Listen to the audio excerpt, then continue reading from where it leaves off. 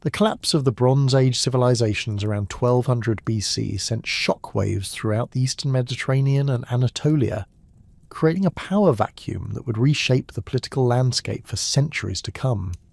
As the mighty Hittite Empire crumbled under pressure from the enigmatic sea peoples and internal strife, the western regions of Anatolia experienced a period of fragmentation and reorganization. Archaeological excavations at sites like Sardis, Bin Tepe, and the Hermus River Valley have revealed compelling evidence of Proto-Lydian settlements emerging during this turbulent transition period, roughly between 1200 and 1000 BC. The material culture uncovered from these early sites displays a fascinating blend of indigenous Anatolian traditions and new influences. Pottery fragments discovered in the lowest archaeological layers at Sardis show distinctive geometric patterns and vessel shapes that would later become characteristic of Lydian ceramics. These early vessels, often featuring burnished surfaces and incised decorations, demonstrate sophisticated craftsmanship that suggests an already established cultural identity distinct from their neighbours. Bronze implements found in association with these ceramics include fibulae, daggers, and agricultural tools that bear stylistic similarities to objects found across Western Anatolia during the late Bronze Age collapse period. Burial practices from this era provide particularly revealing insights into Proto-Lydian society. Tumulus burials discovered in the Bin Tepe necropolis, though later expanded during the height of Lydian power, show evidence of continuous use dating back to the early Iron Age. The earliest graves contain cremated remains placed in urns, accompanied by bronze weapons, jewellery and ceramic vessels. The presence of horse bits and chariot fittings in some of these burials indicates that the Proto-Lydians had adopted equestrian culture, likely influenced by the broader Indo-European migrations that had swept across Anatolia centuries earlier. The linguistic heritage of the Lydians offers crucial evidence for understanding their origins and connections to the broader Anatolian cultural sphere. The Lydian language belongs to the Anatolian branch of the Indo-European language family, sharing fundamental structural and lexical features with Hittite, Luwian, Palic, and other ancient languages of the region. Inscriptions in Lydian script, primarily dating from the 7th to 4th centuries BC, reveal a language that had evolved from earlier Anatolian roots while developing its own distinctive characteristics. Comparative linguistic analysis demonstrates that Lydian shares approximately 200 cognate words with Hittite, including basic vocabulary for family relationships, body parts, and natural phenomena. The word for king in Lydian, Kandals, shows clear connections to Hittite royal terminology, while religious vocabulary displays similarities to Luwian ritual language. The Lydian numeral system, preserved in several inscriptions from Sardis, follows patterns consistent with other Anatolian Indo-European languages, particularly in the formation of compound numbers and ordinals. Phonological changes in Lydian reveal the language's evolutionary path from its Proto-Anatolian origins. The preservation of certain archaic features, such as the maintenance of laryngeal consonants in specific contexts, suggest that Lydian branched off from the common Anatolian stem relatively early, possibly during the late Bronze Age. Simultaneously, innovations in vowel systems and consonant clusters indicate ongoing contact with neighbouring language groups, including Greek dialects along the Aegean coast and Phrygian communities in central Anatolia. The geographic positioning of the Proto-Lydians in the Hermus River Valley provided exceptional advantages that would prove crucial for their eventual rise to regional dominance. The Hermus River, known in antiquity as the Hermos, flows westward from the central Anatolian highlands through fertile plains before reaching the Aegean Sea near modern-day Izmir. This river system created a natural corridor connecting the mineral-rich interior regions with coastal trading networks, positioning the early Lydians as intermediaries in an increasingly important commercial network. The valley's agricultural potential cannot be overstated in understanding early Lydian settlement patterns. Alluvial deposits from seasonal flooding created exceptionally fertile soils suitable for grain cultivation, viticulture, and animal husbandry. Archaeological surveys have identified numerous Bronze Age and early Iron Age farmsteads scattered throughout the valley, suggesting that Proto-Lydian communities quickly recognised and exploited these agricultural advantages. The presence of storage facilities, grinding stones, and agricultural implements at these sites indicates sophisticated farming techniques and surplus production capabilities. Mineral resources in the Hermus Valley and surrounding regions provided another crucial advantage for early Lydian development. Gold-bearing sands in the river itself, along with silver deposits in nearby mountains, offered readily accessible sources of precious metals. Evidence of early mining activities, including primitive extraction tools and smelting installations, dates to the late Bronze Age collapse period. These resources would later become the foundation of Lydian economic power, but even in the earliest phases of settlement, they provided opportunities for trade and wealth accumulation that distinguished Proto-Lydian communities from their neighbours. The strategic location of the Hermus Valley also facilitated territorial consolidation during the chaotic post-Bronze Age period. Natural defensive features, including hills and river bends, provided protection for early settlements, while river transportation enabled communication and coordination between scattered communities. As neighbouring regions struggled with population movements and political instability, Proto-Lydian groups in the Hermus Valley could maintain relative security and gradually extend their influence over adjacent territories. The transition from loose tribal confederations to centralised monarchical authority represents one of the most significant developments in early Lydian political evolution. Archaeological evidence suggests that during the 10th and 9th centuries BC, individual settlements began acknowledging the authority of paramount chiefs or kings based in what would become Sardis. This process of political centralization coincided with increasing material prosperity, as evidenced by larger and more elaborate burial monuments and the construction of fortified administrative centres. The legendary Heraclid dynasty, though shrouded in mythological accounts transmitted by later Greek historians, appears to represent a genuine historical memory of this centralization process.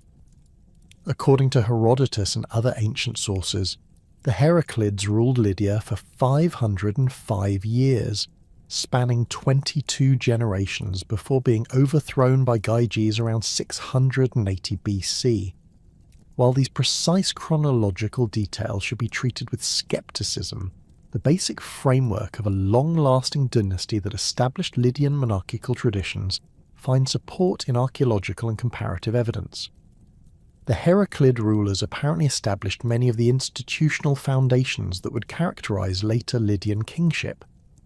Royal burial practices, including the construction of monumental tumuli, began during this period and continued throughout Lydian history. Administrative practices, such as the use of royal seals and the establishment of provincial governors, also appear to have originated under Heraclid rule. The dynasty's claimed descent from the Greek hero Heracles, while obviously legendary, may reflect early diplomatic or cultural connections between emerging Lydian elites and Greek communities along the Anatolian coast. Evidence for the historicity of specific Heraclid rulers remains limited, though some names preserved in later sources may represent genuine historical figures. Candoles, the last Heraclid king according to Greek tradition, appears in contemporary Assyrian records as a Western Anatolian ruler who paid tribute to Assyrian kings during the 8th century BC. This external confirmation suggests that at least the later phases of Heraclid rule correspond to historical reality, even if earlier generations remain shrouded in legend and genealogical speculation. The political structure that emerged under the Heraclids combined traditional Anatolian monarchical concepts with innovations suited to the specific geographic and cultural circumstances of Lydia. Unlike the highly centralized bureaucratic systems of earlier Anatolian empires like the Hittites, Lydian royal authority appears to have operated through networks of personal loyalty and reciprocal obligation. Local nobles retained a significant autonomy in their territories while acknowledging the paramount authority of the king in matters of war, diplomacy, and major religious ceremonies. Military organisation during the Heraclid period laid the groundwork for later Lydian military effectiveness. The adoption of iron weapons technology, which became widespread in Anatolia during the early Iron Age, provided Lydian forces with superior equipment compared to neighbours still relying primarily on bronze implements. Cavalry forces, building on the equestrian traditions evident in early burial sites, became a distinctive feature of Lydian military organisation. The breeding and training of horses in the Hermus Valley's pasture lands gave Lydian rulers access to mobile military forces that could project power across considerable distances. Religious practices under the Heraclids reflected the syncretic nature of early Lydian culture, combining indigenous Anatolian traditions with influences from neighbouring civilizations. The worship of Cybele, the great mother goddess of Anatolia, remained central to Lydian religious life throughout their history, but Greek deities also found acceptance among Lydian elites. Archaeological evidence from sanctuary sites in the Hermus Valley shows the construction of temples and ritual installations that blend Anatolian architectural traditions with elements borrowed from Greek and other Mediterranean cultures. The economic foundations established during the Heraclid period would prove crucial for later Lydian prosperity. Beyond the exploitation of local gold and silver resources, Heraclid rulers encouraged trade relationships with Greek city-states, Phrygian kingdoms and other Anatolian polities. Lydian merchants, protected by royal authority and equipped with standardized weights and measures, began establishing trading networks that extended from the Black Sea to the eastern Mediterranean. These commercial relationships not only generated wealth for the royal treasury, but also facilitated cultural exchange that enriched Lydian civilization. The genealogical framework preserved by Herodotus presents the Heraclid dynasty as a continuous royal line stretching across 505 years and encompassing 22 successive kings. This remarkable chronological precision, while likely reflecting later Greek attempts to systematize Lydian historical memory rather than contemporary records, provides valuable insights into how the Lydians themselves understood their monarchical traditions. The dynasty's foundational narrative traces its origins to Alcaeus, son of Heracles, who allegedly established royal authority in western Anatolia during the chaotic period following the Trojan War. Archaeological investigations at Sardis have uncovered stratified deposits that correspond remarkably well with the chronological framework suggested by the Heraclid genealogy. Excavations in the Lydian levels beneath the later Persian and Hellenistic remains reveal a sequence of architectural phases spanning approximately 5 centuries, from roughly 1180 to 680 BC. The earliest phases show relatively modest royal residences constructed with local limestone and timber, featuring rectangular halls with central hearths typical of early Iron Age Anatolian palace architecture. These structures gradually evolved into more sophisticated complexes, incorporating ashlar masonry, columned porticos, and specialized administrative quarters. Pottery sequences from these archaeological contexts demonstrate continuous cultural development throughout the proposed Heraclid period. The earliest ceramics display strong continuities with late Bronze Age Anatolian traditions, featuring handmade vessels with burnished surfaces and geometric incised decorations. Gradually, wheel-made pottery becomes predominant, with increasingly sophisticated firing techniques producing the distinctive grey and black fabrics that characterize mature Lydian ceramics. Import sherds from Greek workshops begin appearing in 9th century contexts, indicating the establishment of regular trade relationships during the Middle Heraclid period. The legendary connection between Lydian royalty and the Greek hero Heracles served multiple political and cultural functions beyond mere genealogical speculation. This claimed descent provided Lydian rulers with divine legitimacy rooted in Greek heroic traditions, facilitating diplomatic relationships with Greek city-states while establishing the dynasty's supernatural credentials for domestic audiences. The specific choice of Heracles as ancestral figure reflects the hero's associations with strength, endurance, and the successful completion of seemingly impossible tasks, qualities particularly relevant for rulers governing a strategically positioned but vulnerable kingdom in western Anatolia. Herodotus preserves several names from the Heraclid genealogy that may represent genuine historical figures, rather than purely legendary constructions. Sardis, listed as the 17th king in the dynasty, appears in Assyrian records from the 8th century BC as a Western Anatolian ruler, who maintained diplomatic contact with the Neo-Assyrian Empire. Similarly, Sardis, identified as the 21st Heraclid king, corresponds to references in contemporary Greek sources describing conflicts between Lydian forces and Ionian Greek settlements along the Anatolian coast. The material culture associated with Heraclid rule demonstrates sophisticated metalworking techniques that built upon earlier Anatolian traditions while incorporating technological innovations from neighbouring civilizations. Bronze objects from 10th and 9th century contexts at Sardis include elaborately decorated horse bits, ceremonial weapons, and personal ornaments featuring complex geometric and zoomorphic designs.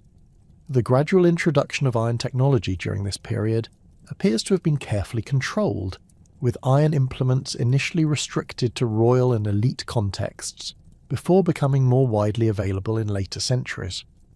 Burial practices during the Heraclid period reveal the development of increasingly elaborate royal mortuary traditions. The earliest tumuli in the Bin Tepe necropolis, dating to the 10th century BC, contain cremated remains accompanied by bronze weapons, ceramic vessels, and personal ornaments. Later burials from the 8th and 7th centuries show dramatic increases in grave goods, including imported Greek pottery, precious metal objects, and elaborate textiles preserved through mineralization processes. The construction techniques employed in these monuments demonstrate sophisticated engineering knowledge, with carefully planned drainage systems and structural reinforcements designed to prevent collapse. The religious legitimacy of Heraclid rule drew upon both indigenous Anatolian traditions and borrowed elements from Greek and other Mediterranean cultures. Cybele, the great mother goddess of Anatolia, remained the primary royal deity throughout the dynasty's existence, with kings serving as her earthly representatives and chief priests. However, Greek deities, particularly Zeus and Apollo, also received royal patronage and were incorporated into official ceremonial practices. Sanctuary sites from this period show architectural features combining traditional Anatolian temple designs with Greek-influenced decorative elements. Archaeological evidence from rural sites throughout the Hermus Valley indicates that Heraclid authority extended well beyond the immediate vicinity of Sardis. Fortified settlements at strategic locations show standardized construction techniques and defensive layouts suggesting centralized planning and royal oversight. Agricultural installations, including large storage facilities and irrigation systems, demonstrate systematic exploitation of the valley's agricultural potential under royal direction. The distribution of luxury goods and imported materials at these rural sites reflects the dynasty's success in establishing and maintaining trade networks throughout their territory. The administrative systems developed under the Heraclids established precedents that would influence Lydian governmental practices throughout their history. Clay tablets and seal impressions from 8th century contexts at Sardis preserve evidence of sophisticated record-keeping systems, tracking agricultural production, tribute payments, and military obligations. The use of standardized weights and measures throughout Heraclid territory facilitated commercial transactions while demonstrating royal authority over economic activities. Provincial governors appointed by the king maintained local administration, while ensuring compliance with royal policies and tribute obligations. Military innovations during the Heraclid period established Lydia's reputation for cavalry excellence that would characterize their forces throughout antiquity.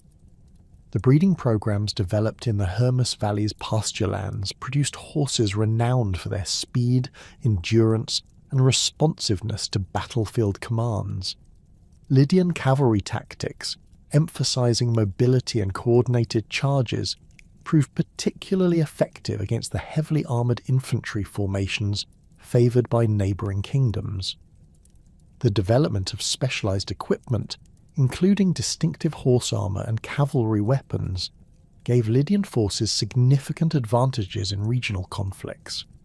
The synthesis between indigenous Anatolian cultural elements and incoming Indo-European traditions during the Heraclid period created the distinctive civilization that would characterize later Lydian society. Linguistic evidence suggests that the Lydian language achieved its mature form during this period, incorporating vocabulary and grammatical structures from multiple sources while maintaining its fundamental Anatolian character. Artistic traditions similarly reflect this cultural fusion, with Lydian craftsmen developing distinctive styles that combine traditional Anatolian motifs with influences from Greek, Phrygian, and other contemporary cultures. Trade relationships established under Heraclid rule created the economic foundations for later Lydian prosperity and territorial expansion. Lydian merchants operating under royal protection and equipped with standardized currencies established trading posts throughout the eastern Mediterranean and Black Sea regions. The export of Lydian textiles, metalwork, and agricultural products generated substantial revenues for the royal treasury while creating networks of commercial relationships that facilitated diplomatic contacts.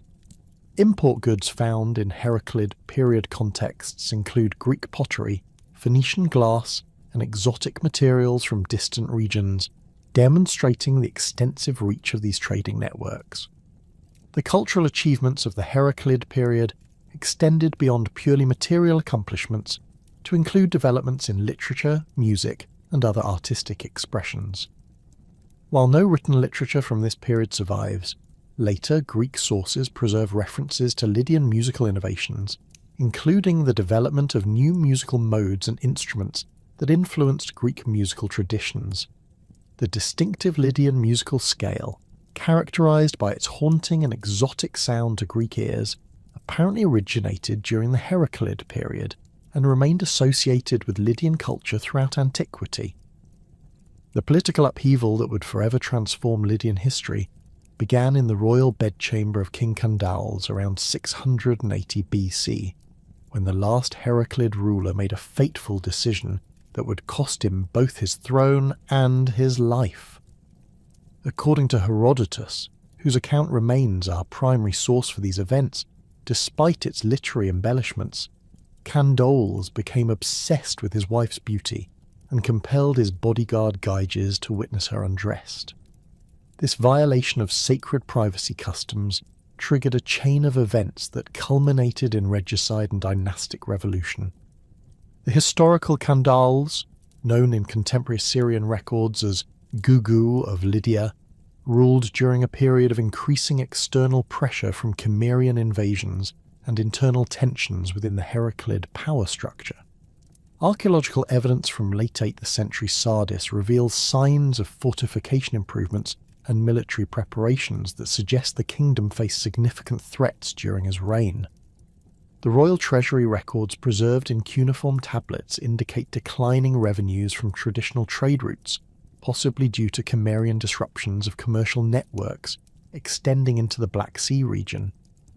Gyges, whose Lydian name was likely Gugu, served as commander of the royal bodyguard and held significant influence within the court hierarchy. His family background remains obscure, though later sources suggest he belonged to the Mermnad clan, a powerful noble house with extensive landholdings in the Hermus Valley. The Mermnads had apparently maintained semi-autonomous status under Heraclid rule while providing military service and tribute to the royal court.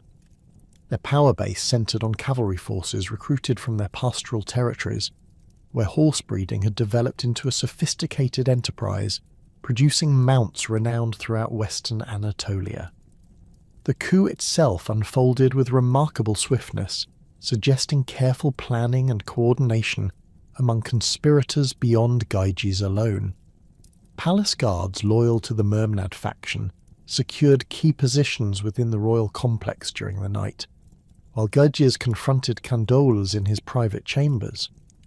The king's death, whether by assassination or combat, eliminated the last direct male heir of the Heraclid line and created an immediate succession crisis.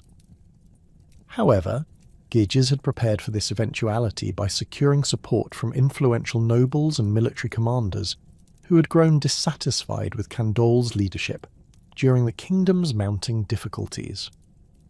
The Queen's role in these events remains historically ambiguous, though her subsequent marriage to Gyges suggests either willing collaboration or pragmatic acceptance of the new political reality. Ancient Near Eastern precedent supported the practice of legitimizing dynastic transitions through marriage to previous rulers' widows, and Gyges clearly understood the symbolic importance of this union. The marriage ceremony, conducted according to traditional Lydian royal protocols, provided visual confirmation of governmental continuity while establishing Gyges' claim to legitimate succession. Opposition to the usurpation emerged immediately from Heraclid loyalists and rival noble factions who questioned Gyges' right to rule.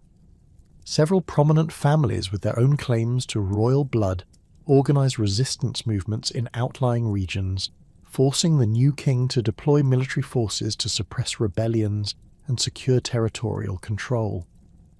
The fortress at Daskyleion, controlling access routes from Phrygia, witnessed fierce fighting between Mermnad forces and Heraclid supporters during the first months of Gyges' reign. Archaeological excavations at this site have uncovered arrowheads, spear points, and other military debris dating to this period of conflict. The religious implications of regicide and dynastic change created additional challenges for Gyges' legitimacy among both his subjects and neighbouring kingdoms. Traditional Anatolian concepts of divine kingship emphasized the sacred nature of royal authority, making the violent overthrow of an established ruler potentially offensive to the gods. The new king faced the delicate task of justifying his actions while establishing divine approval for his rule, a challenge that would lead him to seek validation from the most prestigious oracle in the Greek world. The consultation of the Delphic oracle represented a calculated political move designed to secure Greek recognition while addressing domestic concerns about divine sanction. Gyges dispatched an embassy to Delphi carrying substantial offerings, including 6 golden bowls weighing a total of 30 talents and a silver crater capable of holding 600 amphoras of wine. These gifts, described in detail by later historians, demonstrated both the new king's wealth and his serious commitment to obtaining favourable prophetic pronouncement. The Pythia's response proved both encouraging and ominous for Lydian royal prospects. The oracle confirmed Gyges' legitimacy as king of Lydia, providing crucial divine endorsement that could be proclaimed throughout the kingdom and neighbouring regions. However, the prophecy included a dire warning that vengeance for the Heraclids would fall upon the 5th generation of Mermnad rulers. This prophetic limitation, while distant enough to avoid immediate concern, established a theological framework that would haunt later Lydian kings and ultimately prove accurate with the fall of Croesus to Cyrus the Great. The oracle's pronouncement carried significant diplomatic weight throughout the Greek world, where Delphic authority commanded widespread respect and recognition. Greek city-states along the Anatolian coast, previously uncertain about their relationships with the new Lydian regime, received clear divine guidance to accept Gyges' authority. This recognition proved particularly valuable as Gyges began planning military campaigns against Greek settlements that had maintained independence or autonomy during the final chaotic years of Heraclid rule. Archaeological evidence from Sardis reveals extensive construction projects initiated during Gyges' early reign, suggesting both confidence in his political position and access to substantial financial resources.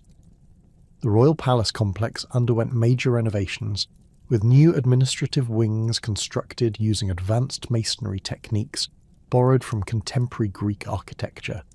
Storage facilities within the palace expanded dramatically, indicating preparations for extended military campaigns requiring significant logistical support. The economic foundations supporting these ambitious projects derived from Gyges' systematic exploitation of Lydian mineral resources and commercial networks. Gold extraction from the Pactolus River, which flows through Sardis, intensified under royal supervision with new mining techniques that increased yield substantially. Silver deposits in the nearby Tmolus Mountains received similar attention, with royal mining operations employing hundreds of workers under military protection. The revenues generated from these activities provided the financial basis for military expansion and territorial conquest. Gyges' first major military campaign targeted Miletus, the most powerful Greek city-state on the Anatolian coast, and a traditional rival of Lydian expansion westward. The siege of Miletus, beginning around 675 BC, demonstrated the new tactical approaches that would characterize Mermnad military operations. Rather than relying solely on traditional infantry assaults, Lydian forces employed coordinated cavalry attacks designed to disrupt enemy supply lines and communications while maintaining pressure on the city's defensive walls. The Lydian army that invested Miletus represented a significant evolution from earlier Heraclid military organization. Professional soldiers, recruited from throughout the kingdom and equipped with standardized weapons and armor, formed the core of infantry formations. These troops received regular pay from the royal treasury, ensuring loyalty and discipline that had been lacking in earlier militia-based forces. Bronze-scale armor, manufactured in royal workshops at Sardis, provided superior protection compared to the leather and textile armor typically used by Greek hoplites of this period. Cavalry forces constituted the most distinctive element of Gyges' military innovations. Lydian horsemen, mounted on specially bred horses from Hermus Valley stud farms, wore distinctive pointed caps and carried composite bows alongside traditional spears and swords. Their tactical doctrine emphasized mobility and harassment, with cavalry squadrons operating independently to strike enemy formations before withdrawing to safety. This approach proved particularly effective against Greek phalanx formations, which lacked the mobility to pursue retreating horsemen across broken terrain. The siege techniques employed at Miletus incorporated engineering innovations borrowed from Assyrian and other Near Eastern military traditions. Lydian engineers constructed elaborate earthworks and siege towers, enabling their forces to approach the city walls despite fierce resistance from Milesian defenders. Catapults and other mechanical artillery, operated by specialists trained in royal workshops, provided suppressive fire against enemy positions while protecting advancing infantry formations. The protracted nature of the Milesian siege, lasting several campaigning seasons, demonstrated both the strength of Greek defensive preparations and the persistence of Lydian strategic planning. Rather than attempting costly direct assaults, Gyges maintained a systematic blockade designed to exhaust the city's resources and morale. Lydian naval forces operating from bases established along the coast intercepted supply ships attempting to reach Miletus while raiding enemy commercial shipping throughout the region. The eventual Lydian victory at Miletus, achieved through negotiated surrender rather than military conquest, established important precedents for future Greek-Lydian relationships. The terms imposed by Gyges required tribute payments and military cooperation, while preserving Milesian internal autonomy and commercial privileges. This relatively moderate approach, contrasting with the harsh treatment typically imposed by contemporary Near Eastern conquerors, reflected Gyges' understanding that excessive brutality would unite Greek opposition against Lydian expansion. Success at Miletus encouraged Gyges to launch additional campaigns against other Greek coastal settlements. Smyrna, controlling important commercial routes connecting the interior with Aegean shipping networks, became the next target of Lydian expansion. The assault on Smyrna employed refined versions of the tactical innovations developed during the Milesian campaign, with particular emphasis on coordinated infantry and cavalry operations designed to overcome Greek defensive advantages. The Smyrnian campaign revealed the growing sophistication of Lydian military engineering capabilities. Royal engineers constructed an elaborate system of trenches and fortifications surrounding the city, creating a double wall that prevented both escape and relief attempts. Siege engines, including battering rams and scaling towers, incorporated design improvements based on experience gained during previous operations. The systematic nature of these preparations impressed contemporary observers and established Lydian military reputation throughout the Greek world. Lydian expansion along the coast proceeded methodically, with each successful campaign providing resources and strategic positions for subsequent operations. The capture of Colophon, achieved through a combination of military pressure and diplomatic negotiations, secured control over important agricultural territories in the Cayster Valley. These fertile lands provided additional revenue streams while supporting larger military forces through increased food production and recruitment opportunities. The development of professional military institutions under Gyges transformed Lydian society in ways extending far beyond immediate tactical considerations. Career soldiers, drawn from throughout the kingdom and surrounding regions, formed a new social class with distinct interests and loyalties centred on royal service. Veterans of successful campaigns received land grants and other rewards, creating a constituency with strong incentives to support continued military expansion and royal authority. Military training facilities established near Sardis provided systematic instruction in cavalry tactics, siege warfare, and other specialised skills required for professional military service. Foreign instructors, recruited from various Mediterranean cultures, introduced technical innovations and tactical concepts that enhanced Lydian military effectiveness. The integration of diverse military traditions created a uniquely Lydian approach to warfare that combined the mobility of nomadic cavalry tactics with the engineering sophistication of settled civilizations. The economic impact of military professionalization extended throughout Lydian society, creating new industries and commercial opportunities. Weapons manufacturing, centred in royal workshops but extending to private craftsmen throughout the kingdom, employed hundreds of skilled metalworkers producing standardized equipment for royal forces. Horse breeding and training became major economic activities, with royal stud farms supplemented by private operations supplying cavalry mounts and pack animals for military campaigns. The territorial expansion achieved during Gyges' reign established Lydia as the dominant power in western Anatolia, while creating new challenges for royal administration and control. Conquered territories required garrison forces and administrative oversight, stretching royal resources and creating opportunities for local resistance movements. The integration of diverse populations, including Greeks, Phrygians, and various Anatolian peoples, demanded flexible policies that balanced central authority with local autonomy. The systematic exploitation of electrum deposits in the Pactolus River during Gyges' reign created an unprecedented accumulation of precious metal that would revolutionize Mediterranean commerce.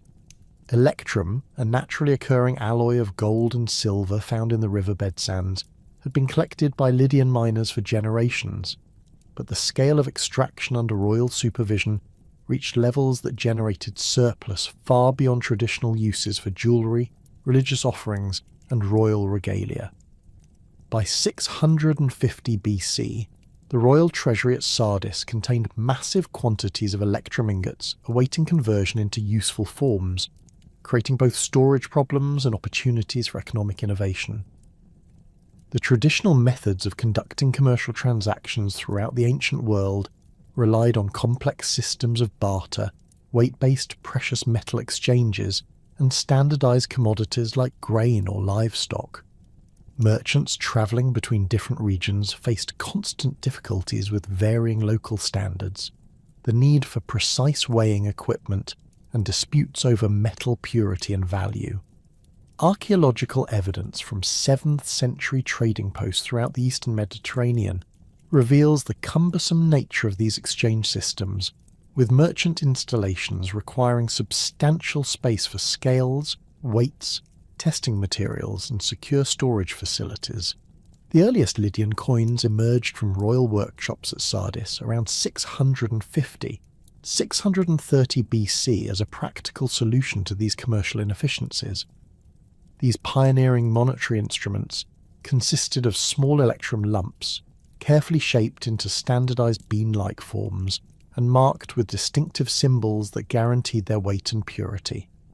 The manufacturing process involved heating electrum to precise temperatures, shaping the metal using bronze dies, and applying identifying marks through specialized punching techniques developed by royal craftsmen. Archaeological excavations at the Artemision of Ephesus have yielded the most significant collection of these early Lydian coins, discovered in foundation deposits dating to the temple's 7th century construction phase. These coins, numbering over 90 specimens, display remarkable consistency and weight standards based on the Lydian status system, with individual pieces weighing approximately 14.1 grams.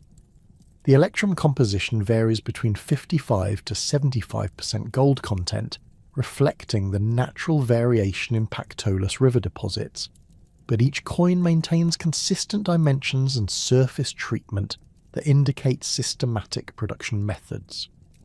The most distinctive feature of early Lydian coinage was the lion's head symbol that appeared on the majority of specimens. This powerful image, created through careful die engraving and precise striking techniques, served multiple functions beyond simple identification. The lion represented royal authority and divine protection, connecting each coin to the legitimacy of Mermnad rule, while invoking the protective power of Sibylla, the great mother goddess whose sacred animal was the lion. The technical execution of these designs required sophisticated metalworking skills, with craftsmen creating detailed dies capable of producing hundreds of identical impressions. The manufacturing process for these early coins involved several specialized stages that demonstrate advanced metallurgical knowledge.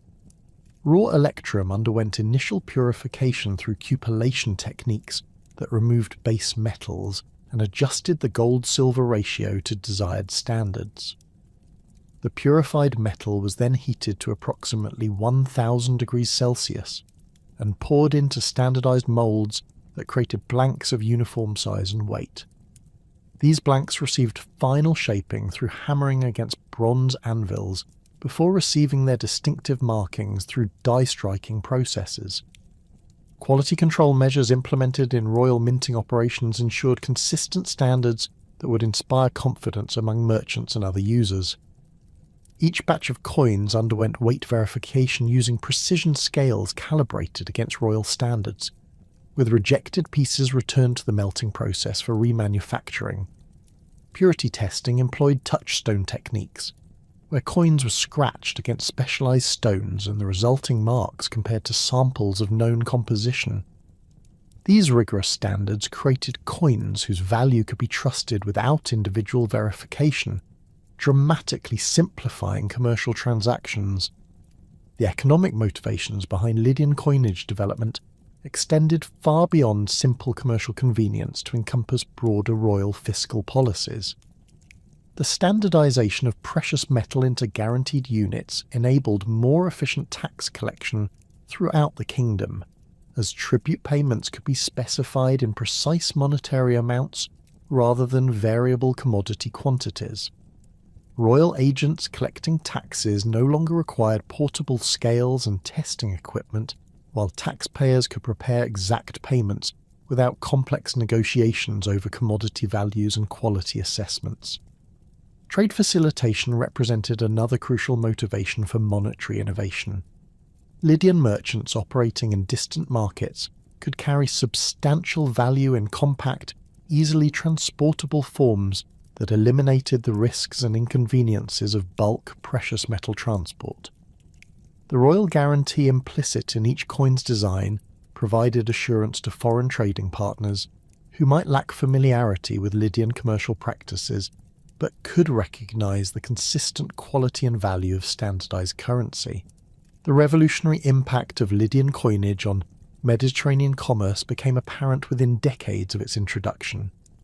Greek city-states along the Anatolian coast, initially exposed to Lydian coins through tribute payments and commercial transactions, quickly recognized the advantages of standardized currency systems.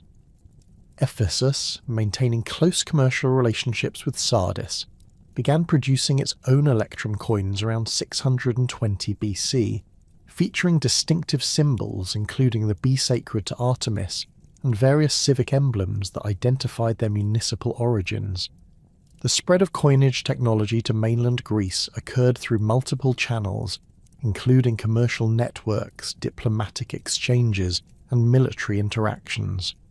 Greek merchants trading in Lydian territories encountered coins in daily transactions and carried examples back to their home cities, where local craftsmen could examine and replicate the manufacturing techniques. The island of Aegina, strategically positioned for maritime commerce throughout the eastern Mediterranean, adopted silver coinage around 600 BC using weight standards derived from Lydian prototypes, but adapted to local preferences and available materials. The technical innovations developed in Lydian minting workshops influenced coinage production throughout the ancient world for centuries. The die-striking technique, perfected through years of experimentation with the different metal combinations and striking pressures, became the standard method for coin production across diverse cultures and political systems. Bronze die construction, requiring specialized engraving skills and metallurgical knowledge, created a new craft specialty that spread throughout the Mediterranean as coinage adoption expanded. The symbolic vocabulary established in early Lydian coins provided templates for later monetary iconography. The use of animal symbols, royal emblems, and religious imagery to convey authority and guarantee value became standard practice in Greek, Persian, and Roman coinage systems. The lion's head motif specifically influenced coin designs throughout western Anatolia, appearing on issues from Miletus, Teos, and other cities that fell under Lydian influence during the 7th and 6th centuries BC. The standardization of weights and measures necessitated by coinage production had broader implications for Lydian commercial law and administrative practices. Royal decrees established precise definitions for monetary units, with severe penalties for counterfeiting or debasing official currency. Legal frameworks developed to handle disputes involving monetary transactions, creating precedents that influenced commercial law throughout the ancient world. The concept of standardized value, embodied in each coin's guaranteed weight and purity, provided a foundation for more sophisticated financial instruments, including loans, contracts, and international trade agreements. The success of Lydian monetary innovation attracted attention from neighbouring kingdoms and distant trading partners who sought to understand and adopt similar systems. Diplomatic missions from various Mediterranean powers visited Sardis to study Lydian minting techniques and negotiate agreements for currency exchange rates. The Persian Empire, following its conquest of Lydia in 546 BC, adopted and expanded Lydian coinage systems throughout its vast territories, creating the first truly international monetary standard in human history. The archaeological record from sites throughout the eastern Mediterranean documents the rapid spread of coined money during the late 7th and early 6th centuries BC. Lydian coins appear in excavated contexts from the Black Sea to Egypt, demonstrating the extensive reach of Sardis-based commercial networks. The presence of these coins in temple foundations, burial contexts, and domestic sites indicates their acceptance not only as commercial instruments, but as symbols of value and prestige, worthy of religious dedication and personal hoarding. The technological requirements for coin production stimulated developments in related crafts and industries throughout Lydian territory. Bronze working reached new levels of sophistication as craftsmen developed techniques for creating durable dies capable of striking thousands of coins without significant wear. Precision measurement tools, essential for maintaining weight standards, advanced considerably as royal workshops demanded increasingly accurate scales and calibration methods. The mining and refining of precious metals intensified to meet the growing demand for coinage materials, leading to expanded operations throughout the Hermus Valley region. The social impact of monetary systems extended beyond elite commercial circles to affect daily life throughout Lydian society. Market transactions, previously conducted through complex barter arrangements, simplified dramatically as standardized currency enabled quick value comparisons and efficient exchanges. Craft specialists could price their products in monetary terms, rather than negotiating individual barter arrangements with each customer. Agricultural producers gained access to broader markets as monetary systems facilitated trade relationships extending beyond immediate geographic regions. The development of banking and financial services followed naturally from coinage adoption, as merchants and other wealthy individuals required secure storage and exchange services for their monetary holdings. Private money changers established operations in major commercial centres, offering currency exchange, purity verification, and secure storage services for travelling merchants. These early banking operations, while primitive compared to later Hellenistic and Roman financial institutions, provided essential services that supported expanding commercial networks throughout the Mediterranean world. The military applications of standardized currency proved equally significant for Lydian royal administration. Soldier pay, previously provided through land grants, food rations, and shares of plunder, could be standardized using monetary payments that simplified logistics and reduced administrative complexity. Mercenary recruitment became more efficient as foreign soldiers could be offered specific monetary compensation rather than negotiating individual arrangements based on local commodity values and exchange rates. The cultural prestige associated with Lydian monetary innovation enhanced the kingdom's diplomatic standing throughout the ancient world. Foreign rulers sought Lydian coins as symbols of advanced civilization and economic sophistication, while Lydian diplomatic gifts increasingly featured specially crafted coins that demonstrated royal wealth and technological capabilities. The association between Lydian coinage and prosperity became so strong that the phrase rich as Croesus would eventually enter common usage, referencing the legendary wealth made possible by systematic monetary exploitation of Anatolian precious metal resources. The accession of Alyattes to the Lydian throne around 610 BC marked the beginning of the most transformative period in the kingdom's history, as the new monarch inherited both the military innovations of his predecessors and the mounting external pressures that threatened Lydian territorial integrity. Archaeological evidence from Sardis reveals extensive preparations undertaken during the final years of his father Sadiate's reign, including the construction of additional fortifications around the royal quarter and the expansion of weapons manufacturing facilities within the palace complex. These defensive measures reflected growing awareness of the Cimmerian threat that had been building throughout the late 7th century BC. The Cimmerians, nomadic horsemen from the Pontic steppes who had been displaced by Scythian expansion, represented a fundamentally different military challenge than the Greek city-states that previous Lydian kings had confronted along the Aegean coast. Their tactical doctrine emphasized rapid mobility, devastating raids, and strategic withdrawal rather than the siege warfare and territorial conquest that characterized traditional Anatolian conflicts.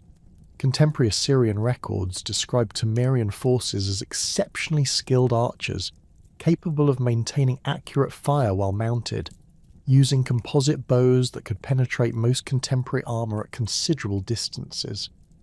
The first major Cimmerian incursion into Lydian territory occurred around 652 BC during the reign of Gyges, resulting in the king's death and temporary occupation of Sardis itself. Archaeological excavations in the lower city have uncovered destruction layers dating to this period, containing arrowheads of distinctive Cimmerian manufacture alongside burned building foundations and scattered human remains. The material evidence suggests that while the Cimmerians successfully captured and sacked the urban areas, they lacked the siege equipment necessary to reduce the heavily fortified royal citadel on the Acropolis. Alyattes' strategic response to the continuing Cimmerian threat demonstrated sophisticated understanding of nomadic warfare principles and represented a significant evolution in Lydian military thinking. Rather than relying solely on traditional infantry formations and static defensive positions, the new king expanded Lydian cavalry forces substantially while developing new tactical doctrines that emphasize mobility and rapid response capabilities.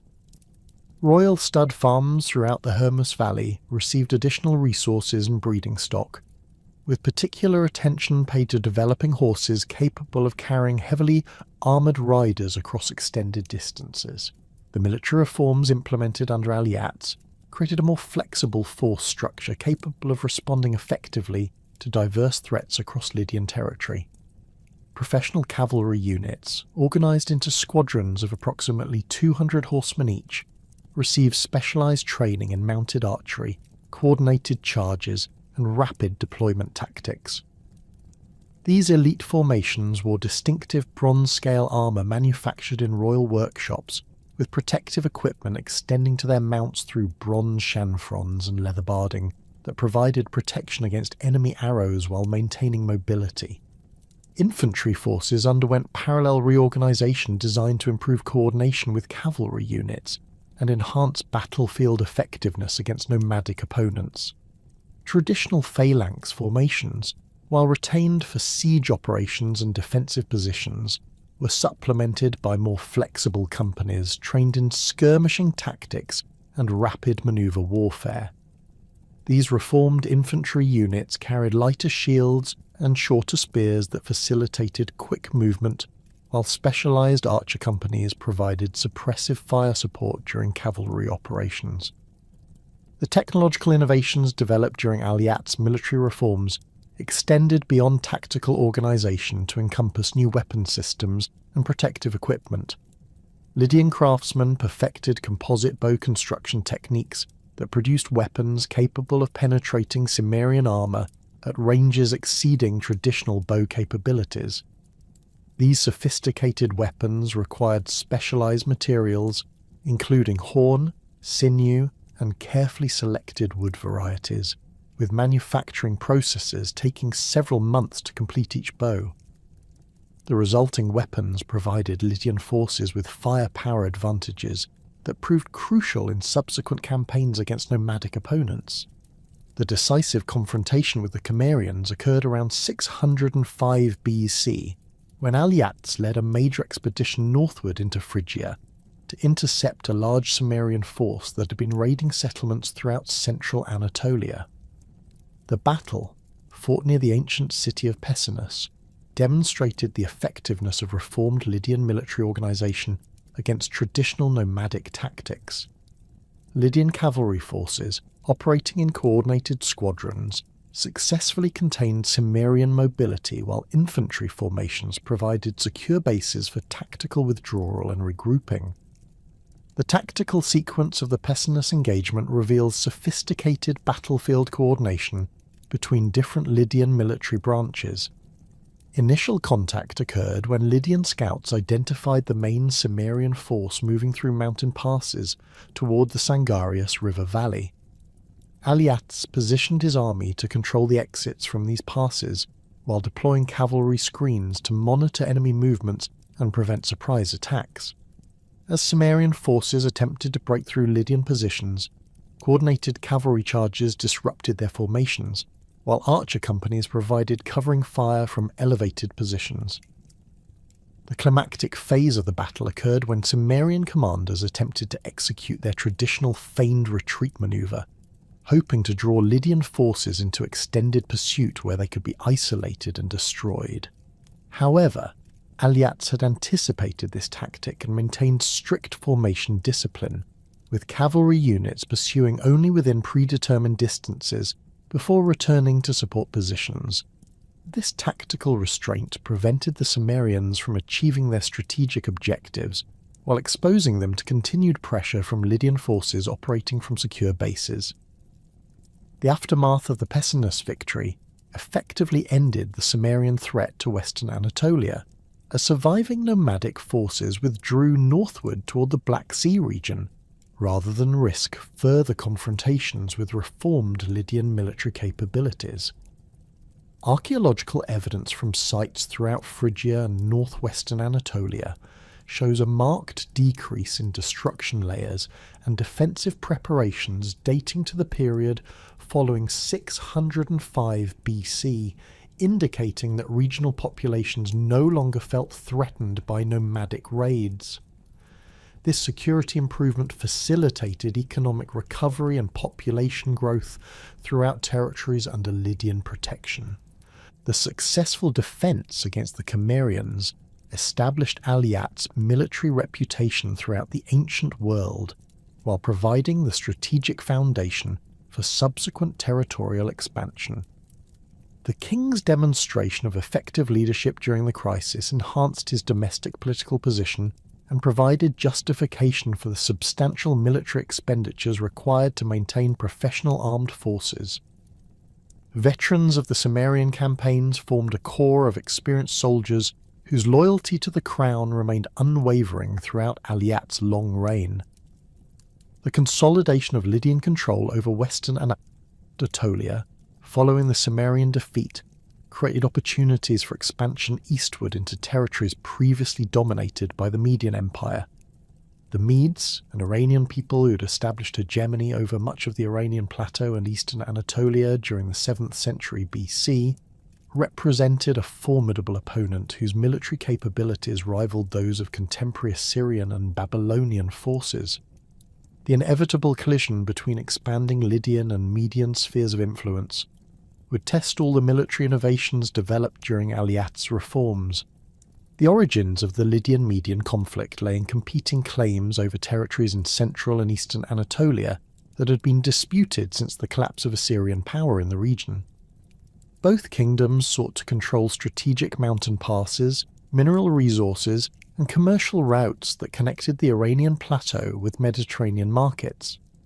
The city of Pteria, located in central Anatolia at the intersection of major trade routes, became a particular focus of contention as both powers established garrisons and claimed administrative authority over surrounding territories.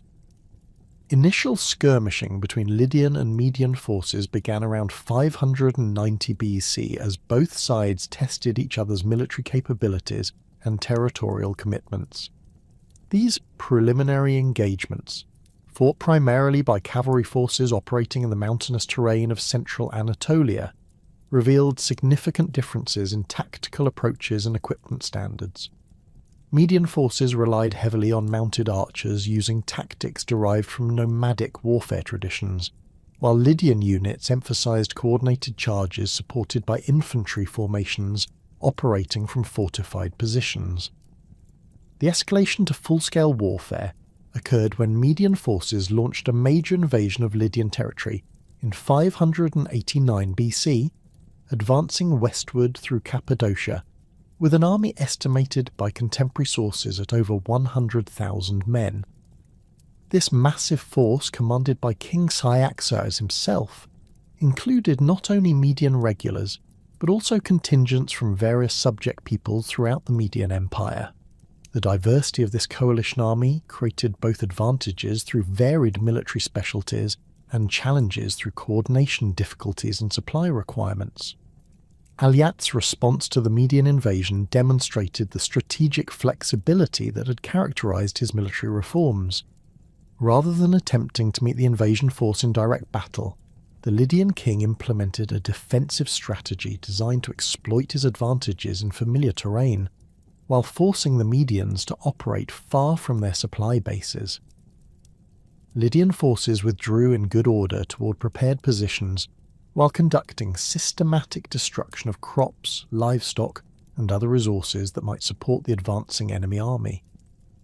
The war's most famous engagement occurred on May 28, 585 BC, when a total solar eclipse interrupted a fierce battle between the two armies near the Halys River.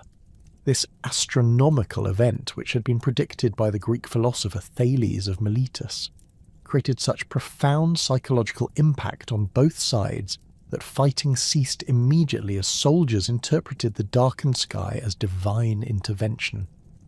The eclipse lasted approximately 6 minutes, during which both armies remained motionless in their battle formations, while commanders attempted to understand the supernatural implications of the celestial phenomenon. The eclipse battle itself had developed from a series of preliminary skirmishes as both armies manoeuvred for advantageous positions along the Halys River valley. Lydian forces, numbering approximately 80,000 men, had established defensive positions on elevated ground overlooking the river crossing, while Median forces attempted to force a passage that would enable them to continue their advance towards Sardis. The fighting had been particularly intense, with cavalry charges and countercharges creating confused melees across the battlefield, as neither side could establish decisive tactical advantage. The technical details of the eclipse's impact on military operations reveal the sophisticated astronomical knowledge available to contemporary advisors and the profound religious significance attached to celestial events. The gradual darkening of the sun created an eerie twilight effect that made battlefield coordination increasingly difficult, while the temperature drop and unusual animal behaviour added to the supernatural atmosphere. Horses became increasingly difficult to control as the eclipse progressed, with many refusing to advance or respond to normal commands from their riders. The immediate aftermath of the eclipse saw both armies withdrawing to secure positions, while commanders consulted with religious advisors and attempted to interpret the divine message implicit in the astronomical event. Median shamans and Lydian priests reached similar conclusions that the eclipse represented divine displeasure with the continuation of warfare, providing religious justification for peace negotiations that both sides had practical reasons to pursue. The logistical challenges of maintaining large armies in hostile territory, combined with the inconclusive nature of previous engagements, made negotiated settlement increasingly attractive to both monarchs. The peace treaty concluded between Alyattes and Cyaxares established the Halys River as the permanent boundary between the Lydian and Median empires, while creating a framework for diplomatic cooperation that would influence regional politics for decades. The agreement included provisions for mutual defence against external threats, commercial cooperation, and regular diplomatic exchanges designed to prevent future conflicts. The marriage alliance between Alyattes' daughter and Cyaxares' son provided additional security for the treaty, while creating family connections that reinforced political agreements. The conclusion of the Median War freed Lydian military resources for renewed expansion along the Aegean coast, where Greek city-states had taken advantage of Lydia's eastern preoccupations to reassert their independence and expand their territorial holdings. The systematic conquest of these Greek settlements would occupy much of Alyattes' remaining reign, while establishing Lydian hegemony over the entire western Anatolian coastline. This campaign represented the culmination of territorial expansion that had begun under Gyges and would reach its zenith under Alyattes' successor Croesus. The strategic approach adopted for the Greek coastal campaigns differed significantly from the defensive warfare that had characterized the Median conflict. Against Greek opponents, Alyattes could exploit Lydian advantages in siege warfare, cavalry operations, and systematic territorial occupation, while minimizing the mobility advantages that had made nomadic opponents so challenging. The wealth accumulated through successful coinage operations provided resources for extended campaigns, while the professional military organization developed during the Cimmerian crisis offered tactical flexibility suitable for diverse operational requirements. The Siege of Smyrna, initiated around 580 BC, demonstrated the sophisticated engineering capabilities that Lydian forces had developed through decades of military innovation. Royal engineers constructed elaborate earthworks and siege towers that enabled systematic approach to the city's defensive walls, while specialized artillery units provided suppressive fire against enemy positions. The siege lasted 18 months, during which Lydian forces maintained complete blockade while gradually reducing the defensive perimeter through coordinated assaults against weakened sections of the fortifications. The accession of Croesus to the Lydian throne in 560 BC coincided with the kingdom reaching unprecedented levels of wealth and territorial control that would define the ancient world's understanding of royal prosperity for centuries to come. The new king inherited not only his father Alyattes' military conquests and administrative systems, but also the most sophisticated precious metal extraction and monetary production capabilities in the Mediterranean world. Archaeological excavations at Sardis have revealed that by the mid-6th century BC, the royal treasury complex had expanded to encompass nearly 3 acres of underground storage chambers, with individual vaults containing standardized electrum ingots weighing up to 50 talents each. The Pactolus River gold deposits, which had provided the foundation for Lydian monetary innovation under previous rulers, reached peak production levels during Croesus's early reign through the implementation of advanced hydraulic mining techniques. Royal engineers diverted substantial portions of the river's flow through artificial channels that concentrated gold-bearing sediments in specially constructed settling basins. These installations, remnants of which remain visible near modern Sardis, employed bronze screening systems and gravity separation methods that increased gold recovery rates by an estimated 300% compared to earlier panning techniques. The scale of precious metal extraction under Croesus required massive labour forces organised under royal supervision with unprecedented efficiency. Contemporary administrative tablets preserve records of mining operations employing over 8,000 workers during peak seasons, including specialised roles for hydraulic engineers, smelting technicians, and quality control inspectors. The workforce included both free labourers receiving monetary wages and prisoners of war assigned to the most dangerous underground excavations. Living quarters constructed near major mining sites accommodated entire communities, complete with workshops, storage facilities, and religious shrines dedicated to protective deities. Silver production from the Tmolus mountain range expanded dramatically during this period through the development of new extraction techniques that enabled exploitation of previously inaccessible ore deposits. Lydian miners pioneered the use of fire-setting methods, where controlled burning weakened rock faces sufficiently to allow manual excavation of silver-bearing veins. These operations required sophisticated logistics to transport fuel, tools, and extracted materials across difficult mountain terrain, with pack animal trains moving continuously between mining sites and processing facilities near Sardis. The technical innovations in metallurgy developed under Croesus's patronage revolutionized precious metal refining throughout the ancient world. Royal workshops perfected cupellation techniques that achieved previously impossible levels of purity in gold and silver separation, producing metals that met exacting standards for international commerce. The development of standardized assaying methods enabled precise determination of metal content in raw materials, ensuring consistent quality in finished products while preventing fraud in commercial transactions. International trade networks radiating from Sardis during Croesus's reign extended from the Black Sea colonies to Egyptian markets, creating commercial relationships that generated enormous revenues for the royal treasury. Lydian merchants operating under royal protection and equipped with standardized currency systems established permanent trading posts in major Mediterranean commercial centres.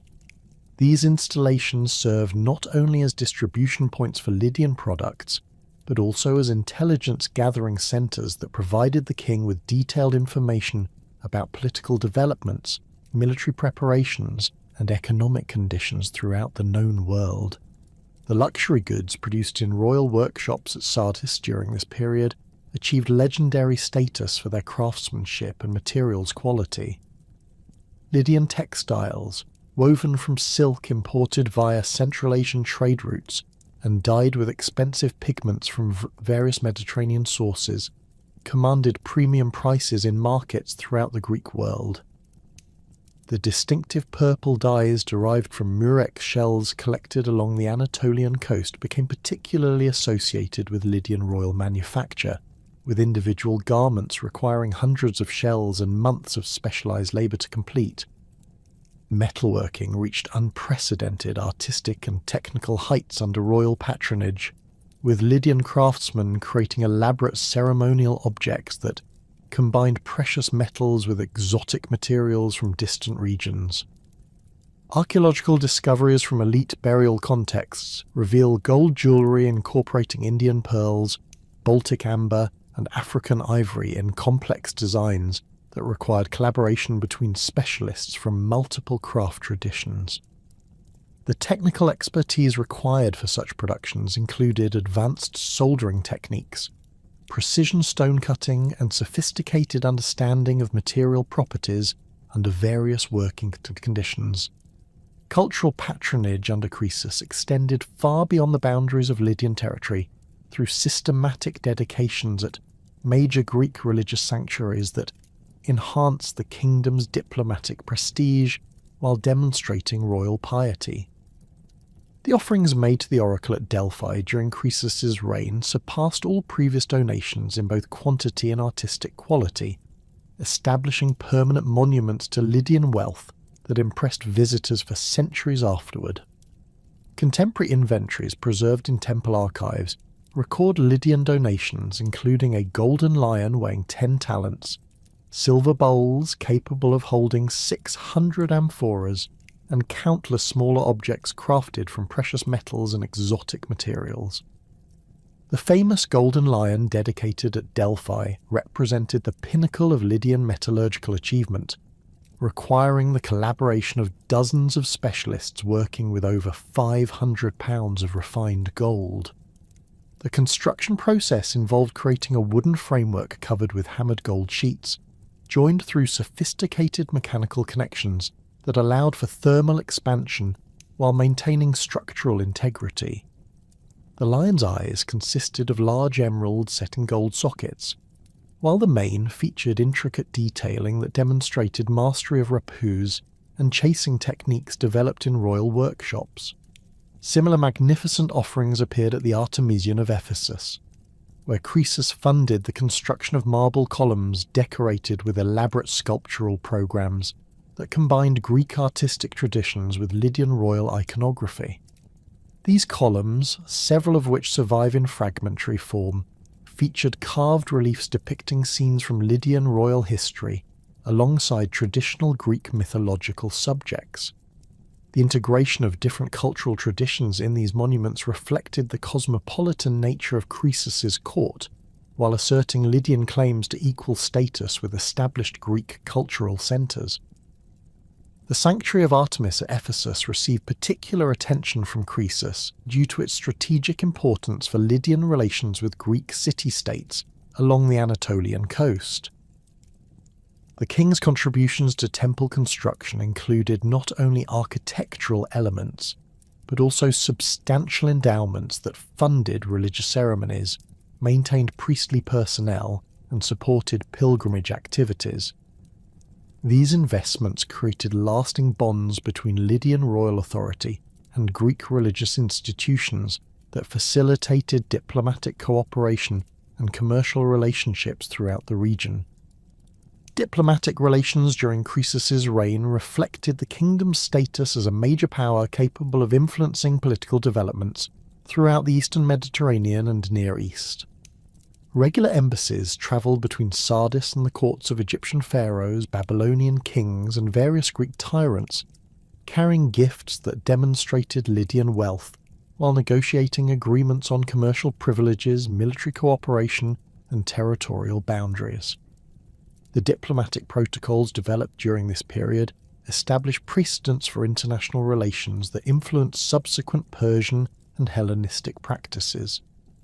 Relations with Egypt under Pharaoh Amasis proved particularly significant for Lydian commercial interests, as agreements negotiated during this period secured privileged access to Egyptian markets for Lydian merchants while establishing joint trading ventures in Mediterranean commerce. Egyptian records preserve details of massive grain shipments to Lydia during years of poor harvests in Anatolia, paid for with Lydian gold and silver at preferential exchange rates. These arrangements demonstrated the practical benefits of diplomatic cooperation while creating economic interdependencies that enhanced regional stability. The emergence of the Persian Empire under Cyrus the Great created new challenges and opportunities for Lydian diplomacy as traditional power balances throughout the Near East underwent fundamental transformation. Initial contacts between Croesus and Cyrus appear to have been cordial, with both rulers recognizing mutual interests in maintaining stable boundaries and commercial relationships. However, the rapid expansion of Persian territorial control inevitably brought the two powers into conflict over influence in central and eastern Anatolia. Military innovations continued under Croesus, despite the kingdom's focus on economic development and cultural achievements. The Lydian army that had proven so effective under Alyattes received additional refinements that enhanced its capabilities against diverse opponents. Heavy cavalry formations, equipped with improved armour and weapons manufactured in royal workshops, became the elite striking force of Lydian military organisation. These units wore bronze cuirasses decorated with gold inlays, carried iron-tipped lances, and rode horses protected by bronze chamfrons and leather barding that provided protection without sacrificing mobility. The development of siege warfare techniques reached new levels of sophistication under royal military engineers who studied and adapted methods observed during campaigns against Greek city-states and encounters with Persian forces. Lydian siege equipment included torsion catapults capable of hurling stones weighing up to 60 pounds, battering rams mounted on wheeled platforms for mobility, and siege towers constructed with bronze reinforcements that provided protection for attacking infantry. These machines required specialised crews trained in their operation and maintenance, creating a new military specialty that enhanced Lydian tactical capabilities. Infantry organisation evolved to support the enhanced cavalry forces while maintaining effectiveness in siege operations and defensive positions. Professional soldiers recruited from throughout the kingdom and surrounding regions formed the backbone of Lydian military strength, with standardised equipment, regular training and monetary compensation ensuring high levels of discipline and loyalty. These troops carried iron-tipped spears, bronze-faced shields, and wore leather armour reinforced with bronze scales that provided protection while allowing sufficient mobility for various tactical requirements. The integration of foreign military specialists into Lydian forces reflected the cosmopolitan nature of Croesus's court, and the kingdom's openness to tactical innovations from diverse sources. Greek hoplites served as mercenaries in specialised infantry units, bringing their distinctive phalanx formations and bronze panoplies to supplement traditional Lydian military organisation. Scythian archers provided expertise in mounted archery techniques, while Thracian peltasts contributed knowledge of light infantry tactics suitable for operations in difficult terrain. Training facilities established near Sardis provided systematic instruction for these diverse military elements while developing new tactical doctrines that integrated different fighting styles into cohesive operational capabilities. Large parade grounds accommodated cavalry manoeuvres and combined arms exercises, while specialised ranges allowed archer training and siege engine practice. The scale of these installations, covering several square miles of carefully prepared terrain, demonstrated the resources devoted to military preparedness despite the kingdom's peaceful external relations during most of Croesus's reign. The wealth generated through systematic exploitation of precious metal resources and international commerce enabled Croesus to maintain military forces far exceeding the immediate defensive requirements of Lydian territory. This military capability served multiple purposes beyond simple security, including the projection of royal power that enhanced diplomatic negotiations, the suppression of internal dissent that might threaten royal authority, and the potential for territorial expansion should opportunities arise. the visible strength of Lydian military organisation contributed significantly to the kingdom's international prestige while deterring potential aggressors. Administrative systems developed to manage the kingdom's expanding wealth and territory incorporated innovations borrowed from various contemporary civilizations while adapting to specifically Lydian requirements and traditions. Royal bureaucrats, recruited from educated families throughout the kingdom and trained in specialized schools established at Sardis, maintained detailed records of tax collection, military expenditures, and commercial activities. These records, preserved on clay tablets using cuneiform script adapted for the Lydian language, provide detailed insights into the economic and administrative foundations of royal power. Provincial administration combined centralized royal authority with local autonomy that accommodated the diverse populations under Lydian control. Greek city-states along the coast maintained their traditional governmental structures while acknowledging Lydian suzerainty through tribute payments and military obligations. Anatolian communities in the interior received royal governors who supervised tax collection and maintained order while respecting local customs and religious practices. This flexible approach to governance minimized resistance while ensuring effective resource extraction and territorial control. The judicial system developed under Croesus incorporated legal traditions from various cultures within the kingdom, while establishing royal courts with ultimate authority over major disputes and criminal cases.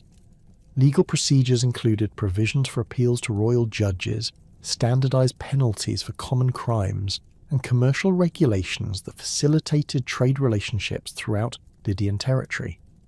The codification of these legal principles created precedents that influenced subsequent legal developments throughout Anatolia and contributed to the kingdom's reputation for just governance. The emergence of Cyrus the Great as ruler of the Persian Empire in 559 BC fundamentally altered the strategic landscape of the ancient Near East, creating a new power whose rapid territorial expansion would inevitably challenge Lydian hegemony in western Anatolia. Archaeological evidence from Persian sites in the Zagros Mountains reveals the systematic military preparations undertaken during Cyrus's early reign, including the construction of massive weapons manufactories, cavalry training facilities, and logistical depots designed to support extended campaigns far from Persian heartlands. By 550 BC, Persian forces had conquered the Median Empire, bringing Persian territorial control directly to the established boundary with Lydia along the Halys River. The initial Persian expansion eastward into Bactria and Sogdiana demonstrated military capabilities that surpassed anything previously witnessed in the ancient world. Contemporary Babylonian records describe Persian armies numbering over 200,000 men, organized into decimal units with sophisticated command structures that enabled coordinated operations across vast distances. Persian military organization emphasized mobility and rapid deployment, with cavalry forces forming the core of their tactical doctrine, while infantry units provided secure bases for strategic operations. The integration of diverse ethnic groups within Persian military structure created a polyglot force capable of adapting to various terrain and tactical situations. Croesus initially viewed Persian expansion with calculated interest rather than immediate alarm, as the destruction of Median power eliminated a traditional rival while potentially creating opportunities for Lydian territorial gains in eastern Anatolia. Diplomatic correspondence preserved in Neo-Babylonian archives reveals that Croesus maintained cordial relations with Cyrus during the early 540 SBC, exchanging embassies and negotiating commercial agreements that benefited both kingdoms. The Lydian king apparently believed that Persian expansion would stabilize along natural geographic boundaries, leaving western Anatolia within an established Lydian sphere of influence. The strategic miscalculation that would prove fatal to Lydian independence lay in Croesus's fundamental misunderstanding of Persian imperial ideology and expansionist objectives. Unlike previous Near Eastern empires that sought to establish tributary relationships with distant territories, the Persian system demanded direct administrative control and systematic integration of conquered populations into imperial structures. The Persian concept of universal monarchy, derived from Zoroastrian religious principles and Achaemenid political traditions, recognized no legitimate boundaries to imperial expansion beyond the physical limits of Persian military capabilities. The immediate cause of war between Lydia and Persia emerged from competing claims over territories in Cappadocia that had previously acknowledged Median suzerainty. Following the Persian conquest of Media, local rulers in central Anatolia faced choices between accepting Persian authority or seeking Lydian protection against Persian expansion.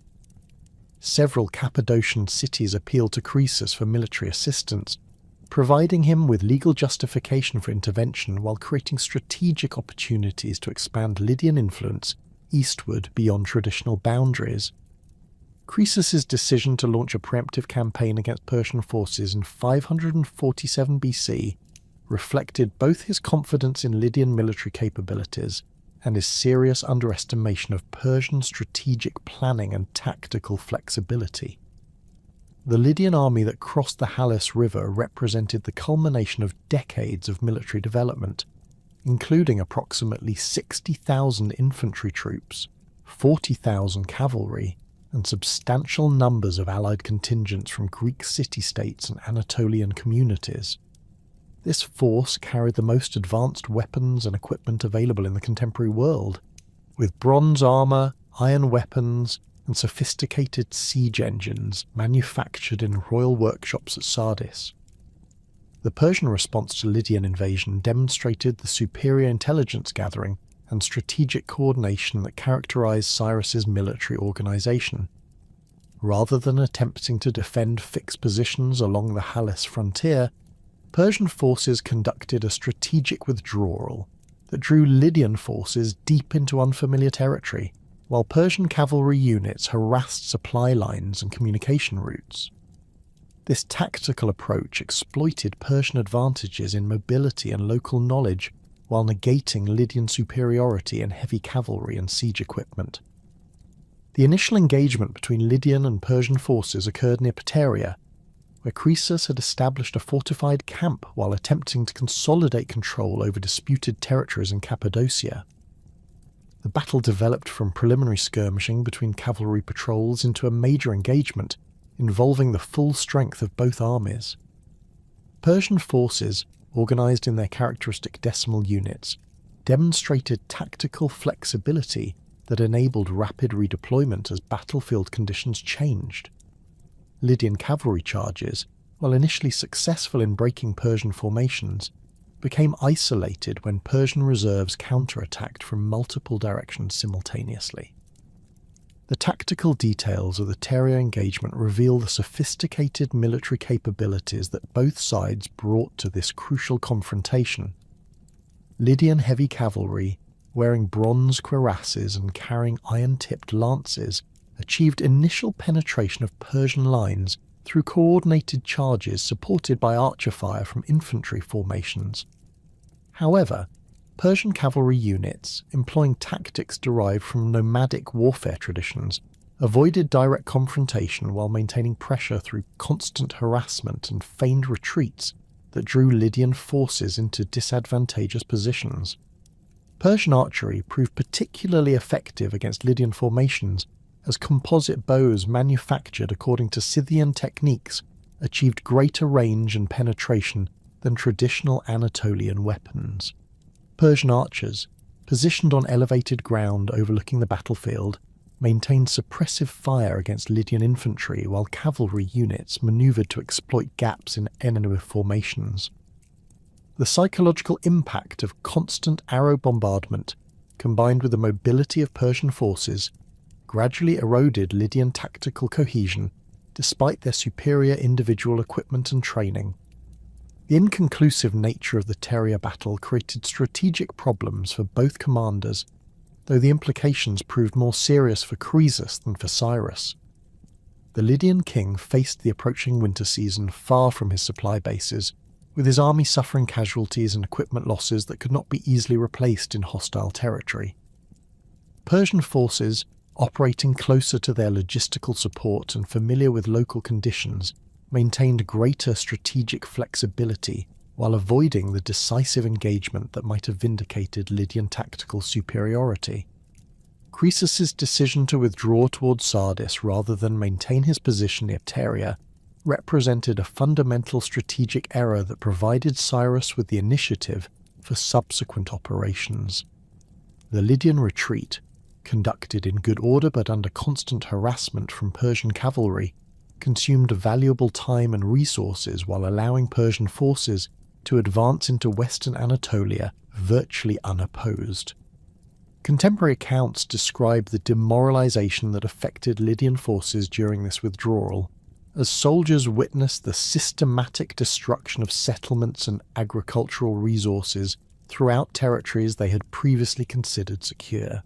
The most critical mistake in Croesus's strategic planning involved his assumption that winter weather would provide a natural pause in military operations, allowing time for diplomatic negotiations and military reinforcement from allied sources. This calculation reflected traditional Anatolian warfare practices, where campaigns typically concluded with the onset of cold weather, due to supply difficulties and the challenges of maintaining large armies in winter quarters.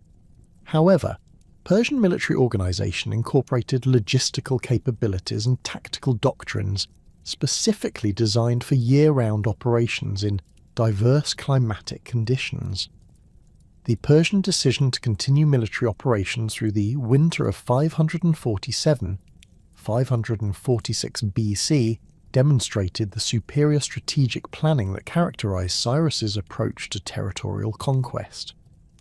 Rather than establishing winter quarters and suspending active operations, Persian forces maintained pressure against Lydian positions while systematically reducing isolated strongholds throughout western Anatolia.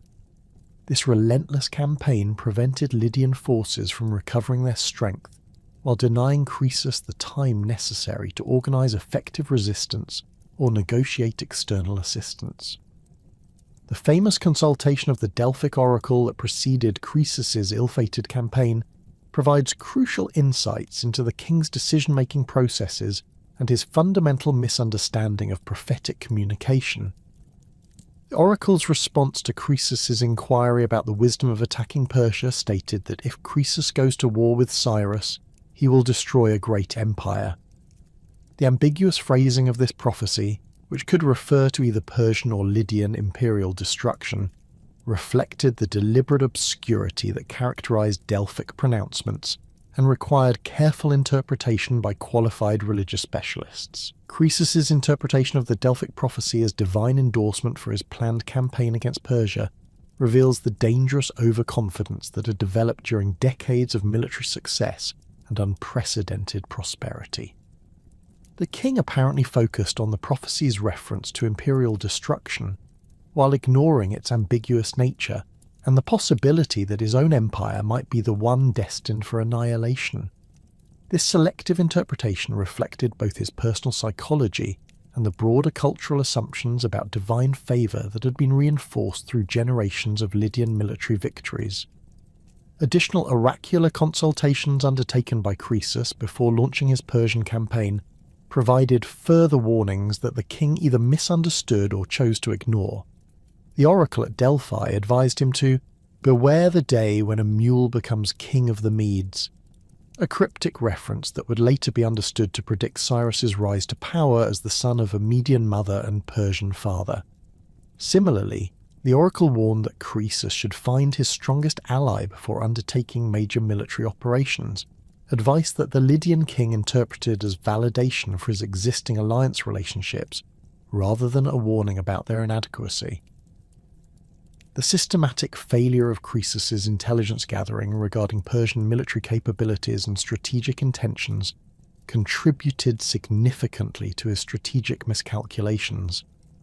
Lydian diplomatic missions to the Persian court had apparently failed to appreciate the scale and sophistication of Persian military organization, focusing instead on ceremonial aspects and diplomatic protocol that provided little insight into actual military capabilities. The absence of reliable intelligence about Persian tactical doctrines, logistical systems, and strategic planning left Croesus operating with outdated assumptions about enemy capabilities. The speed of Persian advance towards Sardis following the Terrier engagement caught Lydian defenders unprepared for siege operations during winter conditions.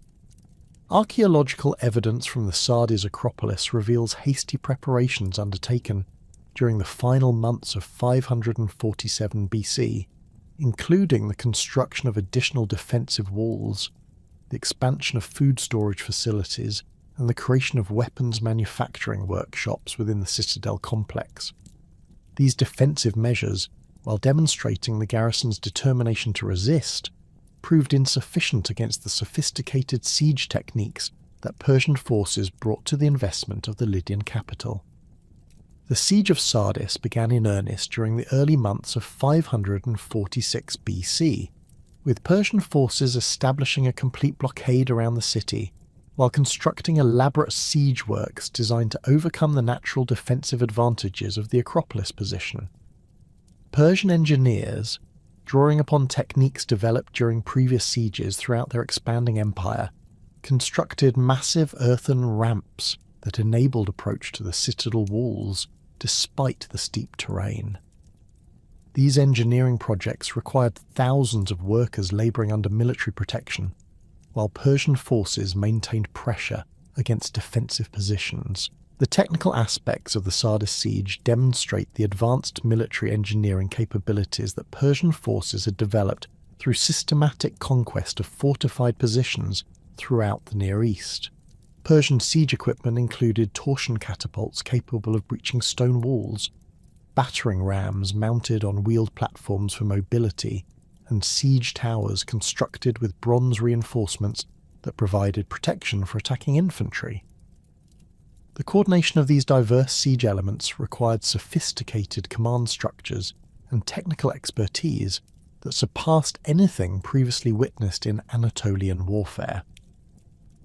Archaeological excavations within the Sardis citadel have uncovered dramatic evidence of the siege's intensity and the desperate measures undertaken by Lydian defenders. Destruction layers dating to 546 BC contain thousands of arrowheads, spear points, and other military debris scattered throughout the defensive complex. Storage areas reveal evidence of systematic rationing, with carefully portioned grain supplies and water conservation measures that indicate the garrison's awareness of their precarious situation. The presence of makeshift weapons and armour constructed from available materials demonstrates the resourcefulness of defenders facing superior numbers and equipment. The famous story of the Persian soldier who observed a Lydian defender accidentally drop his helmet over the citadel wall and then retrieve it by climbing down a supposedly inaccessible route provides insight into the detailed reconnaissance that characterized Persian siege operations. This incident, preserved in Herodotus's account, led to the discovery of a vulnerable approach route that Persian forces could exploit for a surprise assault. The systematic observation of enemy defensive routines and the identification of tactical opportunities reflected the professional military intelligence capabilities that supported Persian siege operations. The final assault on Sardis occurred during the 14th day of the siege, when Persian forces launched coordinated attacks against multiple points along the citadel's defensive perimeter. The main assault followed the route discovered through careful observation, with Persian infantry climbing the steep rock face under cover of darkness to achieve surprise against defenders who had concentrated their attention on more obvious approach routes. Simultaneously, Persian forces launched diversionary attacks against the main gates and walls to prevent the redeployment of defensive forces to counter the infiltration. The collapse of Lydian resistance at Sardis occurred with remarkable speed once Persian forces achieved penetration of the citadel's defensive perimeter. Archaeological evidence suggests that fighting within the citadel complex was brief but intense. with destruction patterns indicating systematic Persian control over key positions within hours of the initial breakthrough. The capture of the royal palace and treasury occurred almost simultaneously, preventing any organised attempt to destroy valuable materials or continue resistance from secondary positions. The dramatic destruction layers uncovered throughout the Sardis citadel provide compelling archaeological evidence for the violence that accompanied the city's capture. Burned building foundations, scattered human remains and broken weapons indicate fierce fighting throughout the residential and administrative quarters of the Acropolis. However, the selective nature of this destruction suggests that Persian forces exercised considerable discipline, targeting military and governmental installations while preserving valuable infrastructure and cultural monuments that could serve imperial administrative purposes. The fate of Croesus himself became the subject of conflicting accounts that reflect both historical uncertainty and the legendary status that the Lydian king achieved in subsequent literature. Herodotus preserves the famous story of Croesus's intended execution by burning, interrupted by divine intervention when Apollo sent rain to extinguish the funeral pyre. This dramatic narrative, while probably fictional, reflects the broader cultural significance that contemporaries attach to the fall of the world's wealthiest monarch and the end of Lydian independence.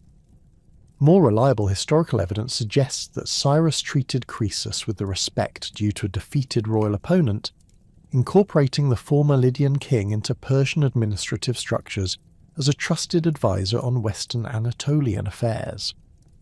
Persian royal inscriptions from later periods reference the continued existence of Croesus as a member of the imperial court, suggesting that his survival served Persian interests through his knowledge of local conditions and his symbolic value as a legitimately conquered ruler who had accepted Persian authority. The administrative integration of Lydian territory into the Persian Empire proceeded with remarkable efficiency, demonstrating the sophisticated governmental systems that Persian officials had developed through systematic conquest of diverse territories. Persian satraps appointed to govern the new province maintained many existing Lydian administrative structures while implementing imperial tax collection systems and military obligations. Local officials who demonstrated competence and loyalty received confirmation in their positions, ensuring continuity in governmental operations while establishing Persian control over critical functions. The preservation of Lydian cultural institutions under Persian rule reflected the empire's general policy of tolerance for local traditions that did not threaten imperial security or administrative efficiency. Religious practices continued largely unchanged, with Persian authorities even contributing to the maintenance of major temples and festivals that enjoyed popular support. The famous reconstruction of the Artemision at Ephesus during the Persian period included contributions from imperial resources, demonstrating the practical benefits that could result from cooperative relationships between Persian administrators and local religious institutions. The economic transformation of former Lydian territories under Persian administration maintained many of the commercial and monetary innovations that had characterized the kingdom's prosperity, while integrating these systems into the broader imperial economy. Lydian coinage continued in production under Persian oversight, with royal mints at Sardis producing standardized currency that facilitated commerce throughout the western provinces of the empire. The gold and silver resources that had provided the foundation for Lydian wealth became important sources of imperial revenue while continuing to support local economic activities. The Persian conquest of Lydia in 546 BC marked not the destruction of Lydian civilization, but rather its transformation within the vast administrative framework of the Achaemenid Empire.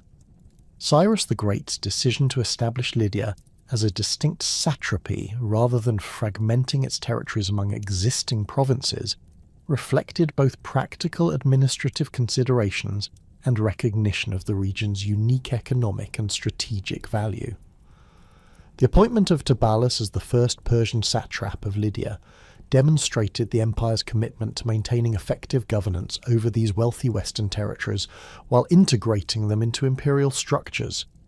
Tabulus, whose name appears in contemporary Aramaic administrative documents from Persepolis, brought extensive experience in provincial administration from his previous service in Media and Babylonia. His appointment reflected the Persian practice of selecting satraps based on demonstrated competence rather than purely ethnic or regional considerations. Archaeological evidence from the Sardis administrative quarter reveals extensive construction projects undertaken during his tenure, including the expansion of governmental offices, the creation of standardized record-keeping facilities, and the establishment of communication networks connecting the satrapal capital with imperial centres at Susa and Persepolis. The administrative structure established in the Lydian satrapy followed standard Persian organisational principles while accommodating local conditions and existing institutional frameworks. The satrap maintained ultimate authority over military, fiscal and judicial matters within the province, but daily administration relied heavily on existing Lydian bureaucratic personnel who possessed essential knowledge of local languages, customs and territorial organisation. Persian administrative documents written in Aramaic record the retention of numerous Lydian officials in positions ranging from tax collectors to military commanders, indicating systematic efforts to preserve functional governmental capabilities. Provincial administration operated through a hierarchical system that combined Persian oversight with local autonomy at municipal and regional levels. Major cities like Ephesus, Miletus and Smyrna retained their traditional governmental structures while acknowledging Persian suzerainty through regular tribute payments and military obligations.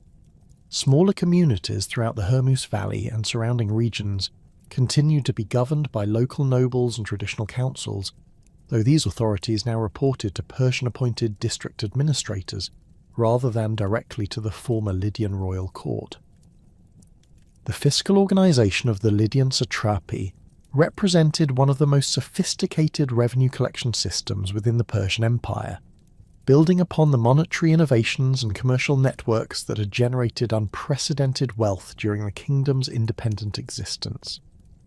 Persian administrative records from the Persepolis archives indicate that Lydia provided annual tribute of 500 talents of silver, making it one of the most valuable provinces in the empire.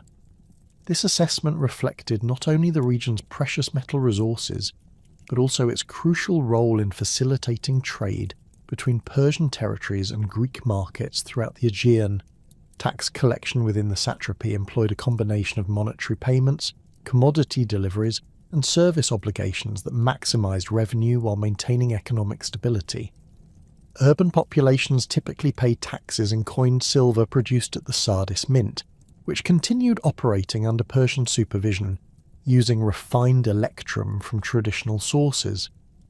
Rural communities often fulfill their obligations through agricultural products, livestock, or specialised goods like textiles and metalwork that could be redistributed throughout the empire or exported to generate additional revenues. The Persian administration's decision to maintain Lydian coinage production under imperial oversight demonstrated pragmatic recognition of the monetary system's efficiency and international acceptance. The Sardis mint, now operating under Persian authority, continued producing electrum and silver coins that retained traditional Lydian weight standards and artistic motifs, while incorporating Persian royal symbols and administrative markings. These coins circulated not only within the satrapy, but throughout Persian territories in Anatolia and beyond, facilitating commercial transactions while providing visible symbols of imperial authority. Religious practices throughout the former Lydian territories experienced remarkable continuity under Persian rule, reflecting the empire's general policy of tolerance for local traditions that pose no threat to imperial security or administrative efficiency. The worship of Cybele, the great mother goddess who had served as the primary royal deity throughout Lydian history, continued without interruption at her major sanctuary sites. Persian authorities not only permitted these religious activities, but actively supported temple maintenance and festival celebrations that enjoyed popular participation and helped maintain social stability. The Artemision at Ephesus received particular attention from Persian administrators who recognized its significance as both a religious center and a symbol of regional identity. Persian contributions to the temple reconstruction following earthquake damage in the early 5th century BC included substantial financial support and the provision of skilled craftsmen from various parts of the empire. The temple's continued prosperity under Persian patronage demonstrated the practical benefits that could result from cooperative relationships between imperial authorities and established religious institutions. Zoroastrian religious practices, while officially promoted throughout the Persian Empire, were introduced gradually in Lydian territories through the establishment of fire temples and the appointment of Zoroastrian priests to serve Persian administrative personnel and military garrisons. These religious installations typically coexisted peacefully with traditional Anatolian cults, creating a religious landscape characterized by diversity rather than conflict. Archaeological evidence from Sardis reveals the construction of a major fire temple within the administrative quarter, but this installation appears to have served primarily the Persian official community rather than attempting to convert local populations. The Lydian language maintained its position as the primary means of communication for local administration and daily commerce throughout the Persian period, though Aramaic became increasingly important for official governmental correspondence and legal documentation. Bilingual inscriptions from this period demonstrate the practical accommodation between imperial administrative requirements and local linguistic traditions. Persian officials typically learned enough Lydian to conduct basic governmental functions, while educated Lydians acquired Aramaic skills that enabled participation in broader imperial administrative networks. Local governance structures adapted to Persian administrative requirements while preserving many traditional Lydian institutional practices. City councils in major urban centres continue to operate according to established procedures, though their authority now derived from Persian appointment rather than local election or hereditary succession. These councils maintained responsibility for municipal services, local judicial matters, and the coordination of tribute collection within their territories. The preservation of familiar governmental forms helped maintain social stability while ensuring effective imperial control. The integration of Lydian military personnel into Persian imperial forces proceeded systematically, with former royal troops receiving new assignments throughout the empire, while local recruitment continued for provincial garrison duties. Lydian cavalry units, renowned for their skill and equipment quality, were particularly valued by Persian commanders and served in campaigns from Egypt to Central Asia. Veterans of Persian military service often returned to Lydia with enhanced social status and economic opportunities, creating a class of individuals with strong interests in maintaining imperial connections.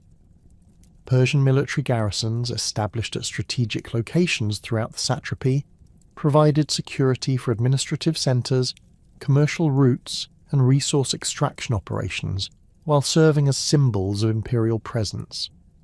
The fortress at Dascalaeon, controlling access routes from Phrygia, received substantial reinforcement and expansion under Persian authority.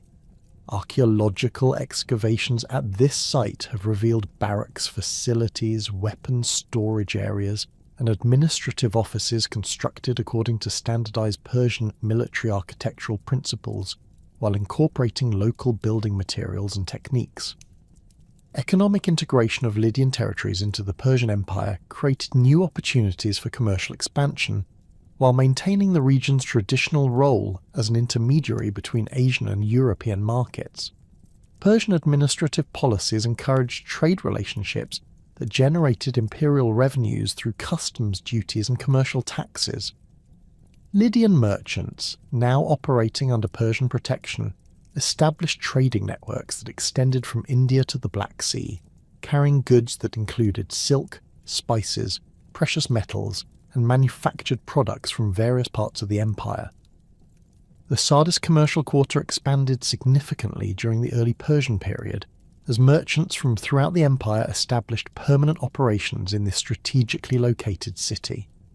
Archaeological evidence reveals the construction of large warehouse complexes, specialized workshops, and residential facilities designed to accommodate diverse populations engaged in international commerce. The presence of pottery, coins, and other artifacts from distant regions demonstrates the cosmopolitan nature of economic activities that developed under Persian administration. Agricultural production throughout the Hermus Valley and surrounding regions intensified under Persian administration through the introduction of new crops, improved irrigation techniques, and systematic land management practices. Persian agricultural specialists brought knowledge of cultivation methods developed in various climatic zones throughout the empire, enabling the successful introduction of crops like rice, cotton, and various fruit trees that enhanced regional agricultural diversity and productivity. These innovations increased the tax base while improving living standards for rural populations. The development of improved transportation infrastructure under Persian administration facilitated both commercial activities and governmental communications throughout the satrapy. The famous royal road connecting Sardis with Susa and other imperial centres provided rapid communication capabilities that enabled effective coordination between provincial and central authorities. Way stations established at regular intervals along this route provided facilities for official messengers, commercial travellers, and military personnel, creating a network that supported both governmental and economic activities. Cultural exchange accelerated under Persian rule as the empire's diverse populations interacted through military service, commercial relationships, and administrative assignments. Lydian artisans learned techniques from craftsmen throughout the empire, while Persian, Median, and other imperial peoples settled in Lydian territories brought their own cultural traditions and technical knowledge. This cultural mixing produced artistic innovations and technological developments that enriched local traditions while contributing to broader imperial cultural synthesis. Educational opportunities expanded for Lydian elites as the Persian administrative requirements created demand for individuals skilled in multiple languages, legal traditions, and governmental procedures. Schools established in major cities provided instruction in Aramaic, Persian legal codes, and imperial administrative practices alongside traditional Lydian subjects. Young Lydians who demonstrated aptitude for governmental service could pursue careers that extended far beyond their regional origins, serving in administrative positions throughout the Persian Empire. The Persian period witnessed significant developments in Lydian artistic traditions as local craftsmen incorporated influences from various parts of the empire while maintaining distinctive regional characteristics. Metalwork produced in Sardis workshops during this period demonstrates sophisticated techniques borrowed from Persian, Median, and Central Asian traditions, creating hybrid styles that reflected the cosmopolitan nature of imperial culture. Textile production similarly evolved through the introduction of new materials, dyes, and weaving techniques that enhanced both artistic quality and commercial value. Legal systems operating within the Lydian satrapy combined Persian imperial law with traditional local practices in ways that provided effective governance while respecting established customs. Persian legal codes governed matters involving imperial administration, military affairs, and commercial relationships that crossed provincial boundaries, while local courts maintained jurisdiction over family law, property disputes, and minor criminal matters. This dual legal structure provided flexibility while ensuring imperial authority over crucial governmental functions. Notable Lydian figures who achieved prominence in Persian service demonstrated the opportunities available for talented individuals within the imperial system. Mithridates, a Lydian noble who served as a military commander under Darius I, led Persian forces in campaigns against Scythian tribes north of the Black Sea and later governed territories in Central Asia. His career illustrates the meritocratic aspects of Persian administration that enabled qualified individuals to advance regardless of their ethnic or regional origins. Artaphernes, appointed as satrap of Lydia under Darius I, exemplified the successful integration of local knowledge with imperial administrative requirements.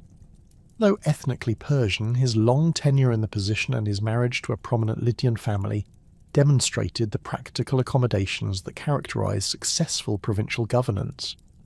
His administration oversaw major infrastructure projects, military campaigns against Greek city-states, and the expansion of commercial networks that enhanced both regional prosperity and imperial revenues. The Persian period also saw the emergence of Lydian scholars and intellectuals who contributed to imperial cultural and scientific developments. Lydian astronomers working in Persian court circles helped to refine calendar systems and astronomical observations that supported imperial administrative needs. Similarly, Lydian physicians and engineers served throughout the empire, applying traditional Anatolian knowledge while learning from colleagues representing diverse cultural backgrounds. Commercial relationships between Lydian territories and Greek city-states evolved significantly under Persian administration as imperial policies both facilitated and constrained these traditional trading partnerships. Persian authorities generally encouraged commercial activities that generated tax revenues, but political tensions between the empire and independent Greek states sometimes disrupted established trading relationships. The Ionian Revolt of 494 BC created particular challenges for Lydian merchants who had maintained extensive business connections with rebellious Greek cities. The death of Alexander the Great in Babylon in 323 BC sent shockwaves throughout his vast empire, creating a power vacuum that would fundamentally reshape the political and cultural landscape of Western Anatolia.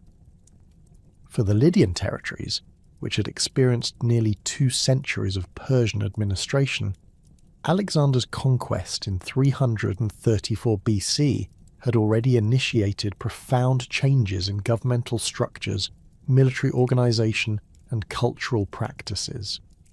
The subsequent fragmentation of the Macedonian Empire among competing Diadochi created new opportunities and challenges for Lydian communities as they navigated between rival Hellenistic kingdoms seeking to establish control over these strategically vital and economically prosperous regions.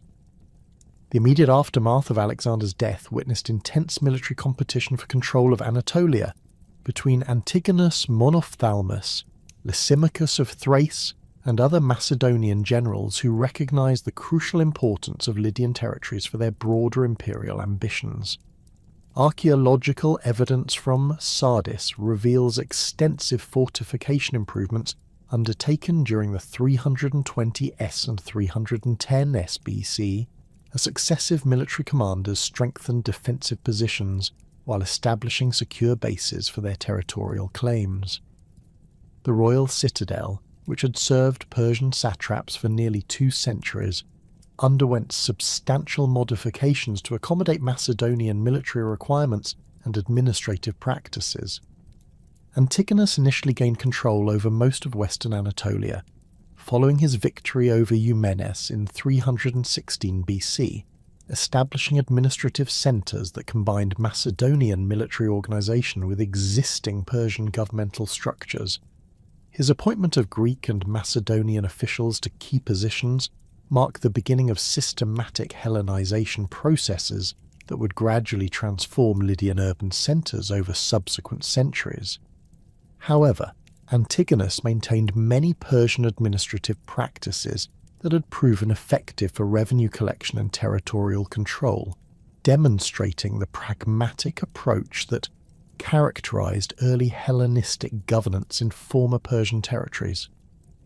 The Battle of Ipsus in 301 BC resulted in Antigonus's death and the redistribution of Anatolian territories among the victorious coalition of Lysimachus, Seleucus, and Ptolemy.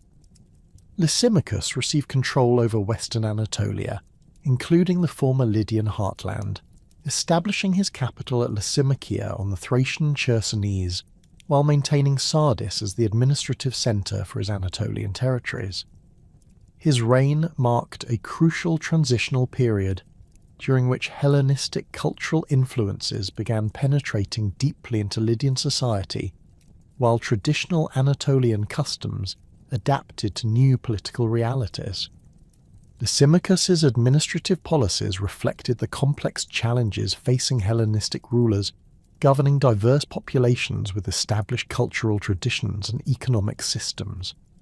Rather than attempting wholesale replacement of existing institutions, his government pursued selective integration that preserved effective Persian administrative structures while introducing Greek legal concepts, educational systems, and cultural practices. Bilingual inscriptions from this period demonstrate the gradual adoption of Greek alongside traditional languages, with official documents increasingly appearing in Greek while local communications continued in Lydian and Aramaic. The establishment of new Greek cities throughout former Lydian territories represented one of the most significant aspects of early Hellenistic transformation. Lysimachus founded several poleis designed to serve as centres of Greek culture and administrative control, including settlements that attracted colonists from mainland Greece and the Aegean islands. These new foundations followed traditional Greek urban planning principles with agoras, theatres, gymnasiums and temples constructed according to classical architectural standards that contrasted sharply with existing Anatolian urban layouts. The integration of existing Lydian communities with new Greek settlements created complex social dynamics that would characterize the region throughout the Hellenistic period. Archaeological excavations at sites like Sardis reveal gradual modifications to traditional Anatolian residential quarters, as Greek architectural elements appeared alongside indigenous building techniques. Houses dating to the early 3rd century BC demonstrate hybrid construction methods that combined Greek masonry techniques with traditional Lydian spatial organisation and decorative motifs. Economic relationships between Greek colonists and established Lydian populations developed through commercial partnerships that exploited complementary skills and resources. Greek merchants brought connections to Aegean and Mediterranean trading networks, while Lydian craftsmen provided access to traditional luxury goods markets and specialised manufacturing techniques. The continuation of precious metal extraction from traditional sources, now under Greek administrative supervision, maintained the region's crucial role in international commerce, while adapting to new political and economic frameworks. The death of Lysimachus at the Battle of Coropedium in 281 BC transferred control of western Anatolia to Seleucus I, incorporating former Lydian territories into the vast Seleucid Empire that stretched from the Aegean to Central Asia. Seleucid administration brought new approaches to provincial governance that emphasized systematic Hellenization while maintaining effective control over diverse populations throughout their enormous territorial holdings. The appointment of Greek officials to key administrative positions accelerated cultural transformation processes, while creating new opportunities for educated Lydians to participate in imperial governmental structures. Seleucus I and his successors pursued deliberate policies designed to create unified cultural and administrative systems throughout their empire, viewing Hellenization as essential for maintaining effective control over territories spanning multiple continents and encompassing dozens of distinct ethnic and cultural groups. In former Lydian territories, these policies manifested through the establishment of Greek educational institutions, the promotion of Greek religious practices, and the systematic recruitment of local elites into Hellenistic governmental and military structures. The Seleucid period witnessed significant developments in urban planning and architecture, as existing cities underwent systematic renovation according to Greek principles, while new foundations provided models for Hellenistic urban design. Sardis experienced extensive reconstruction during the early 3rd century BC, with the construction of a new agora, theatre, and gymnasium complex that transformed the city's social and cultural landscape. These public buildings, constructed with marble quarried from nearby mountains and decorated with sculptures created by Greek artists, provided venues for cultural activities that gradually integrated Lydian populations into Hellenistic social structures. Religious transformation during the Seleucid period reflected the complex processes of cultural synthesis that characterized Hellenistic civilization throughout the former Persian Empire. Traditional Anatolian deities like Cybele maintained their popularity among local populations, but their worship increasingly incorporated Greek ritual practices and mythological interpretations. The goddess herself became identified with Greek Rhea or Demeter, creating syncretic religious traditions that satisfied both Greek colonists and indigenous populations, while providing common ground for cultural interaction. The Artemission at Ephesus exemplified these religious developments, as the ancient sanctuary adapted to Hellenistic cultural expectations while preserving its traditional significance for Anatolian worshippers. Greek architectural elements appeared in temple renovations, while festival celebrations incorporated Greek athletic competitions and dramatic performances alongside traditional Anatolian religious ceremonies. The temple's continued prosperity under Seleucid patronage demonstrated the successful integration of diverse religious traditions within Hellenistic cultural frameworks. Military organisation throughout former Lydian territories evolved significantly under Seleucid administration, as traditional cavalry forces adapted to Macedonian tactical systems while maintaining their distinctive regional characteristics. Lydian horsemen, renowned for their skill and equipment quality since the 7th century BC, were integrated into Seleucid military units that combined Greek phalanx formations with diverse cavalry and light infantry forces recruited throughout the empire. Archaeological evidence from military installations near Sardis reveals weapons and equipment that blend traditional Anatolian designs with Greek technological innovations. The famous Seleucid military colonies established throughout Anatolia included several foundations in former Lydian territories that served dual purposes as strategic strongpoints and centres of Greek cultural influence. These settlements, populated by Macedonian and Greek veterans along with their families, maintained military readiness while pursuing agricultural and commercial activities that contributed to regional economic development. The interaction between military colonists and local populations created new forms of cultural exchange that enrich both Greek and Anatolian traditions. Educational developments under Seleucid rule transformed intellectual life throughout former Lydian territories, as Greek schools and gymnasia provided systematic instruction in Greek language, literature, philosophy, and scientific subjects.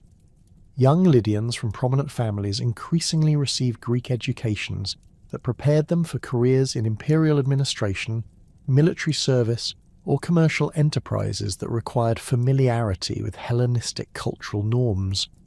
These educational opportunities created a new class of culturally bilingual individuals who served as intermediaries between Greek and Anatolian communities. The gymnasium at Sardis, constructed during the mid-3 RD century BC, exemplified the institutional framework through which Hellenistic culture penetrated local society. This massive complex included not only athletic facilities, but also libraries, lecture halls, and social spaces where young men received comprehensive education in Greek cultural traditions. The institution's popularity among Lydian families demonstrated the practical advantages of Greek education, while creating venues for cultural interaction that gradually transformed local social structures. Artistic developments during the Seleucid period reflected the creative synthesis of Greek and Anatolian traditions that characterized Hellenistic culture throughout the former Persian Empire. Lydian craftsmen incorporated Greek artistic motifs and techniques into traditional luxury goods production, creating hybrid styles that appealed to diverse markets throughout the Mediterranean world. Metalwork from this period demonstrates sophisticated fusion of Greek sculptural traditions with Anatolian decorative techniques, producing objects that satisfied both aesthetic preferences and functional requirements.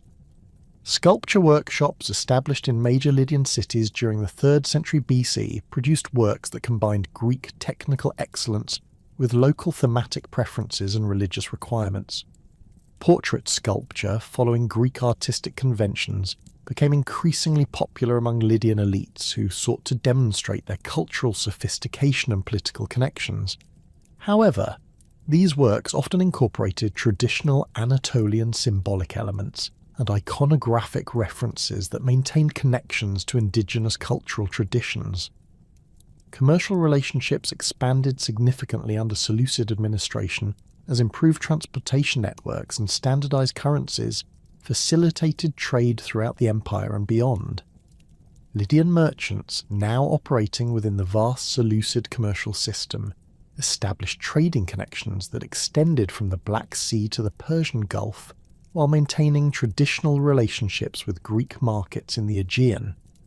The diversity of imported goods found in archaeological contexts from this period demonstrates the cosmopolitan nature of economic activities that developed under Hellenistic administration. The Seleucid monetary system, based on Attic weight standards, but incorporating diverse regional traditions, provided stable currency for commercial transactions, while maintaining the precious metal coinage that had characterized Lydian economic life since the 7th century BC.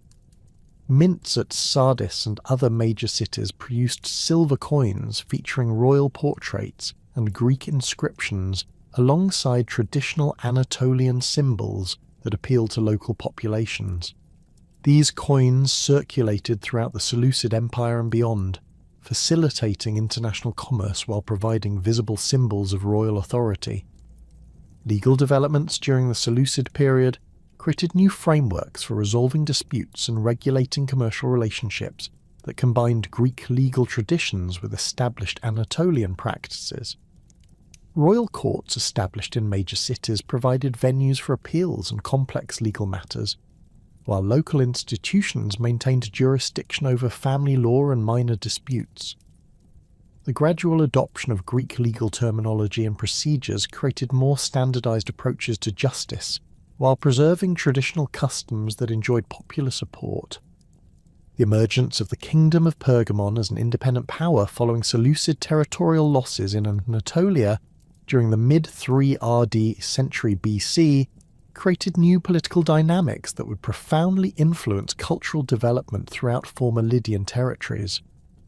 The Attalid dynasty, established by Philetaerus and expanded by his successors, pursued aggressive policies designed to attract Greek cultural figures while maintaining effective control over diverse Anatolian populations. Their capital at Pergamon became a major centre of Hellenistic learning and artistic achievement that rivaled Alexandria and Antioch in cultural significance. Attalus I's victory over the Galatians around 230 BC enhanced Pergamene prestige throughout the Greek world, while demonstrating the kingdom's military capabilities to potential rivals and subjects. The famous sculptural monuments commemorating this victory, including the Dying Gaul and other masterpieces of Hellenistic art, established Pergamon's reputation as a patron of Greek culture while providing powerful symbols of royal authority. These artistic achievements attracted scholars, artists, and intellectuals from throughout the Mediterranean world, creating a cosmopolitan cultural environment that influenced developments throughout the kingdom's territories. The incorporation of former Lydian territories into the Pergamene Kingdom during the late 3rd and early 2nd centuries BC accelerated Hellenization processes, while creating new opportunities for cultural synthesis between Greek and Anatolian traditions. Pergamene administrative policies emphasized the promotion of Greek cultural institutions while respecting local customs that did not conflict with royal authority or administrative efficiency.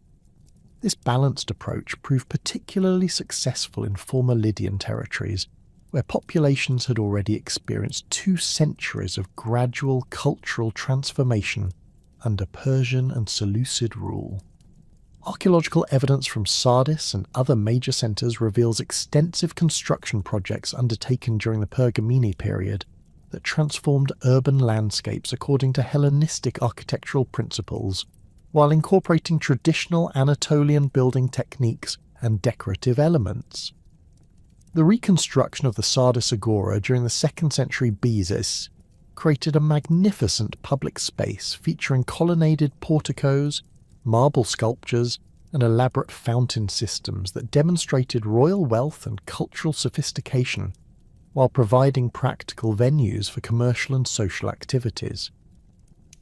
The famous Library of Pergamon, established by the Attalid kings as a rival to Alexandria's Great Library, attracted scholars and intellectuals from throughout the Hellenistic world, while preserving and transmitting both Greek and local literary traditions. Lydian scholars working in this institution contributed to the preservation of traditional Anatolian historical and religious texts, while participating in broader Hellenistic intellectual developments.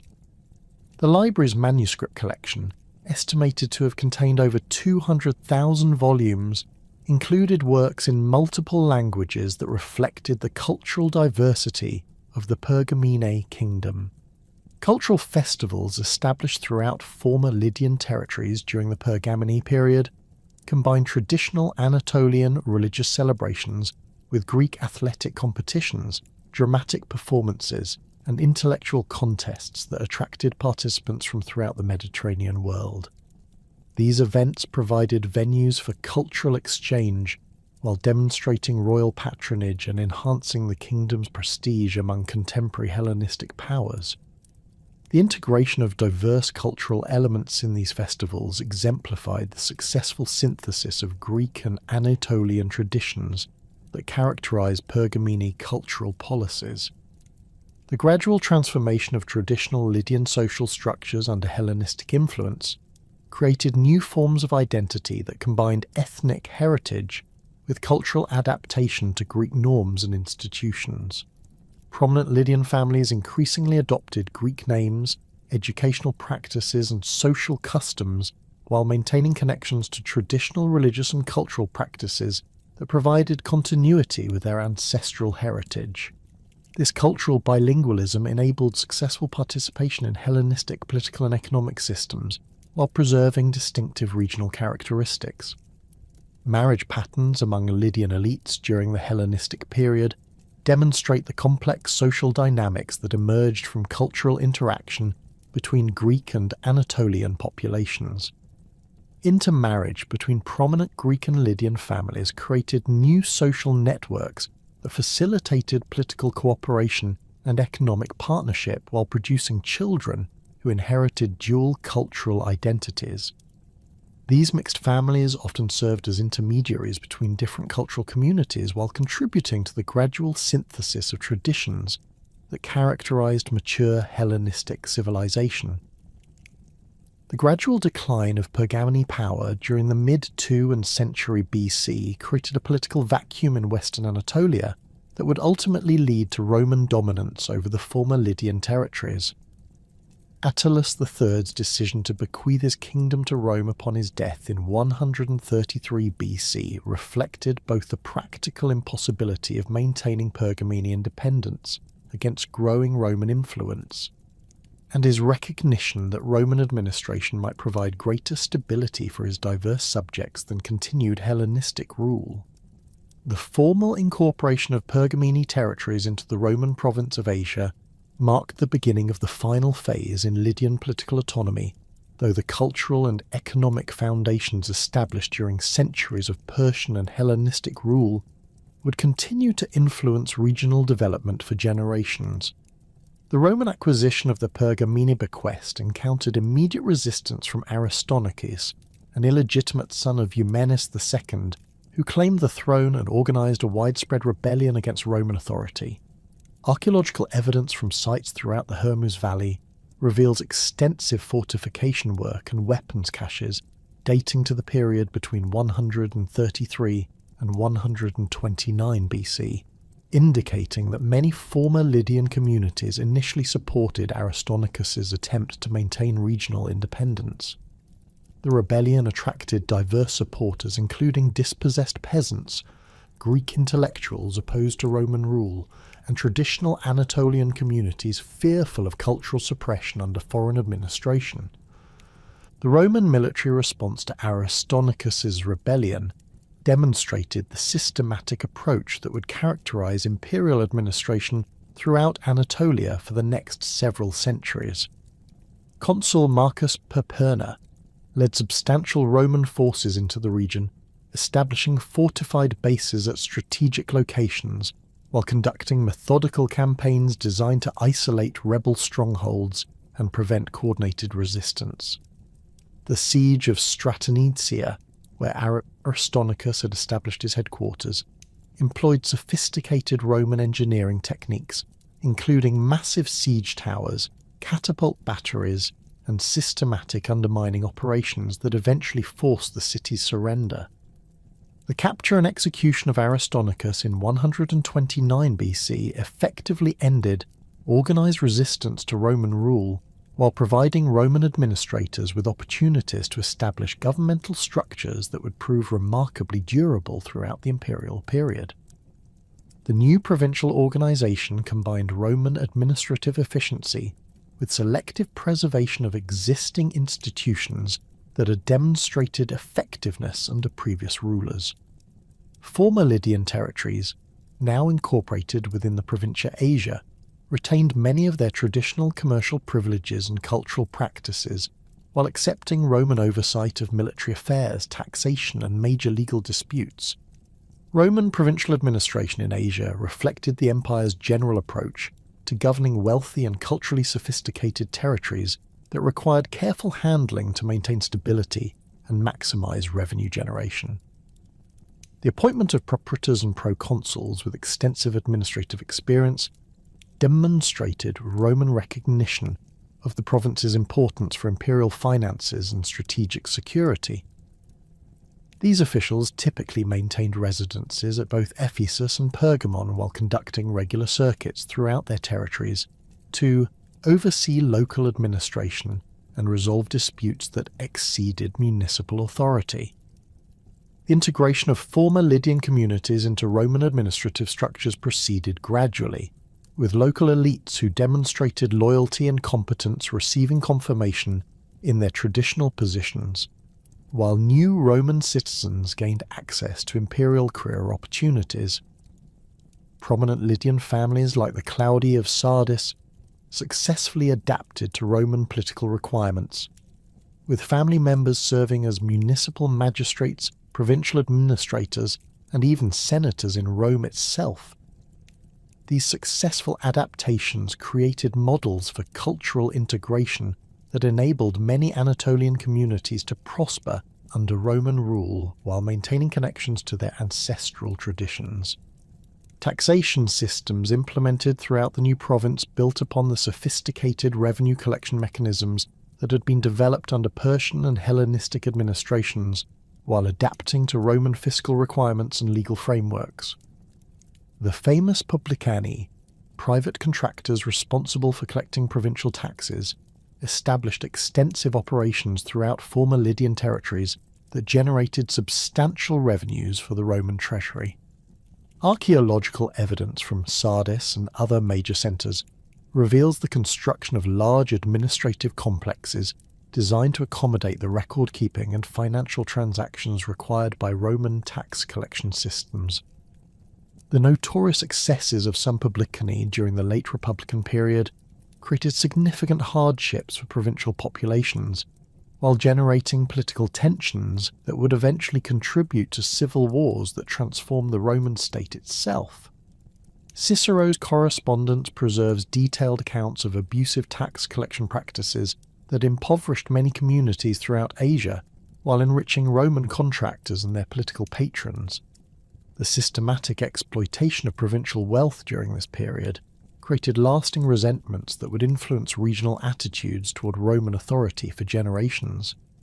Economic transformation under Roman administration initially disrupted traditional commercial relationships while creating new opportunities for trade and investment throughout the Mediterranean world.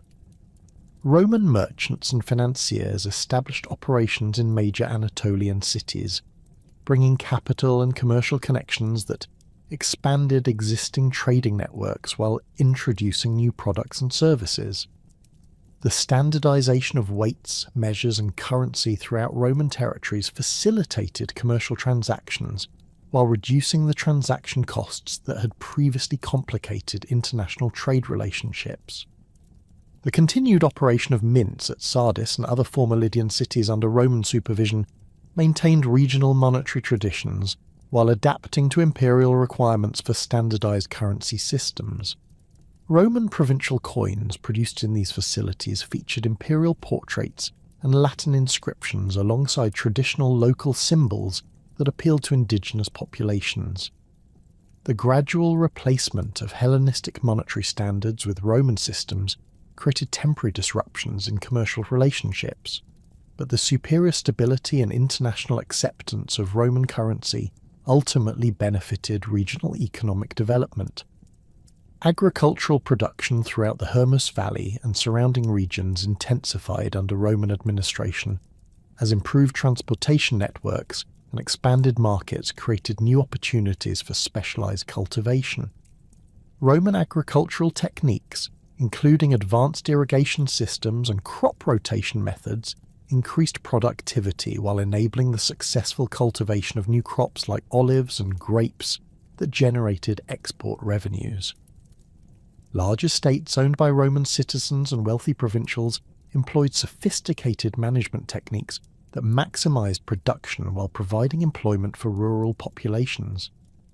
Urban development during the early Roman period transformed the physical appearance of major cities throughout former Lydian territories as Roman architectural styles and construction techniques appeared alongside traditional Anatolian building methods. Sardis underwent extensive renovation during the 1st century BC, with the construction of Roman-style public baths, theatres, and administrative buildings that provided modern amenities while demonstrating imperial prosperity and cultural sophistication. These construction projects employed both Roman engineers and local craftsmen, creating opportunities for technical exchange that enriched regional architectural traditions. The gradual adoption of Latin alongside Greek and indigenous languages created new linguistic dynamics that would profoundly influence cultural development throughout the Roman period. Official documents increasingly appeared in Latin, while Greek remained the primary language of education and intellectual discourse among provincial elites. Traditional Anatolian languages, including Lydian itself, continued in use for local communications and religious ceremonies, creating multilingual communities that reflected the cultural diversity of Roman provincial society. Religious transformation during the Roman period proceeded gradually, with traditional Anatolian deities maintaining their popularity, while Roman religious practices gained acceptance among urban populations seeking to demonstrate their loyalty and sophistication. The worship of Cybele, which had remained central to regional religious life throughout Persian and Hellenistic periods, adapted to Roman religious frameworks while preserving many traditional ceremonial elements. The goddess's identification with Roman Magna Mater created syncretic traditions that satisfied both indigenous worshippers and Roman colonists, while providing common ground for cultural interaction. The spread of mystery religions throughout former Lydian territories during the late Republican and early imperial periods reflected the cosmopolitan nature of Roman provincial society and the spiritual needs of diverse populations seeking meaningful religious experiences.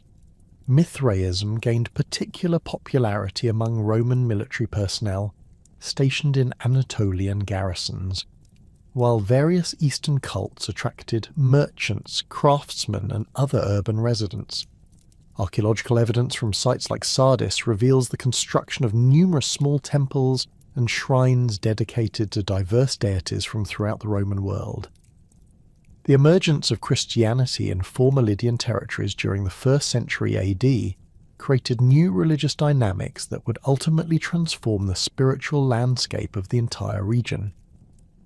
The Apostle Paul's missionary activities throughout western Anatolia included extended visits to cities like Ephesus and Sardis, where he established Christian communities that would become centres of religious innovation and theological development. The famous 7 churches of Asia mentioned in the Book of Revelation included Sardis, demonstrating the early importance of former Lydian territories in Christian development. Archaeological excavations at Sardis have uncovered one of the most significant early Christian complexes in Anatolia, including a large basilica constructed during the 4th century AD, alongside an impressive synagogue that demonstrates the religious diversity that characterized the city throughout the Roman period. The juxtaposition of these religious buildings reflects the complex interactions between different faith communities while providing evidence for the gradual transformation of urban landscapes as Christianity gained official recognition and support. The linguistic decline of Lydian during the Roman period represents one of the most significant aspects of cultural transformation as Latin and Greek gradually displaced indigenous languages throughout most of urban Anatolia. Bilingual inscriptions from the 2nd and 3rd centuries AD demonstrate the continuing use of Lydian for religious and ceremonial purposes, but the language appears to have ceased functioning as a medium for daily communication by the end of the 3rd century AD.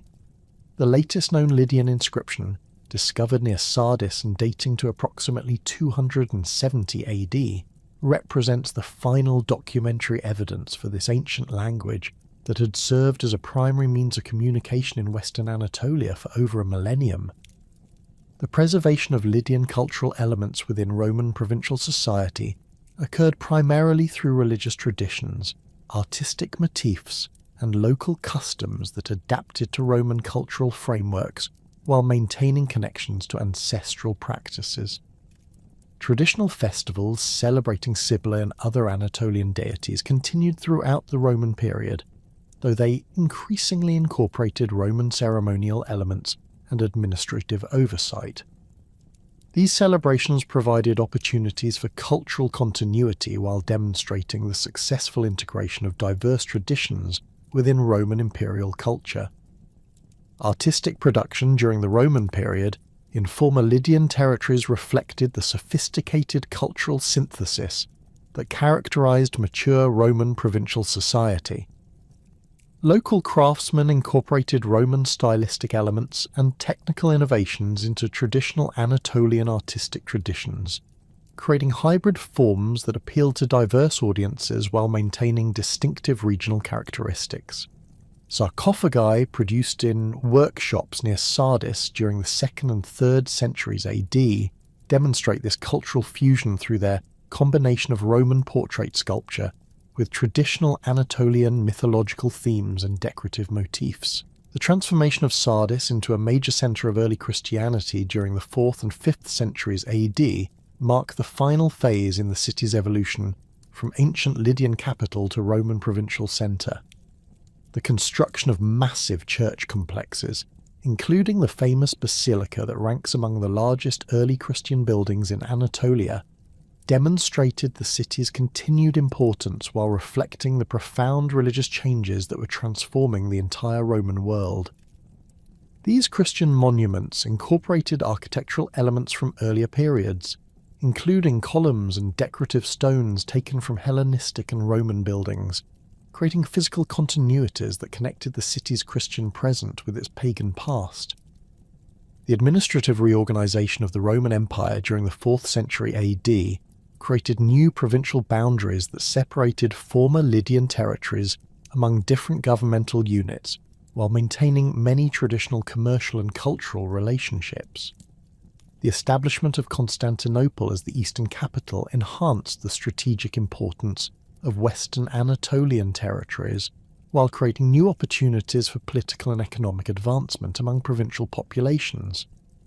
Many prominent families from former Lydian cities achieved high positions in the imperial administration, demonstrating the successful integration of regional elites into Roman governmental structures.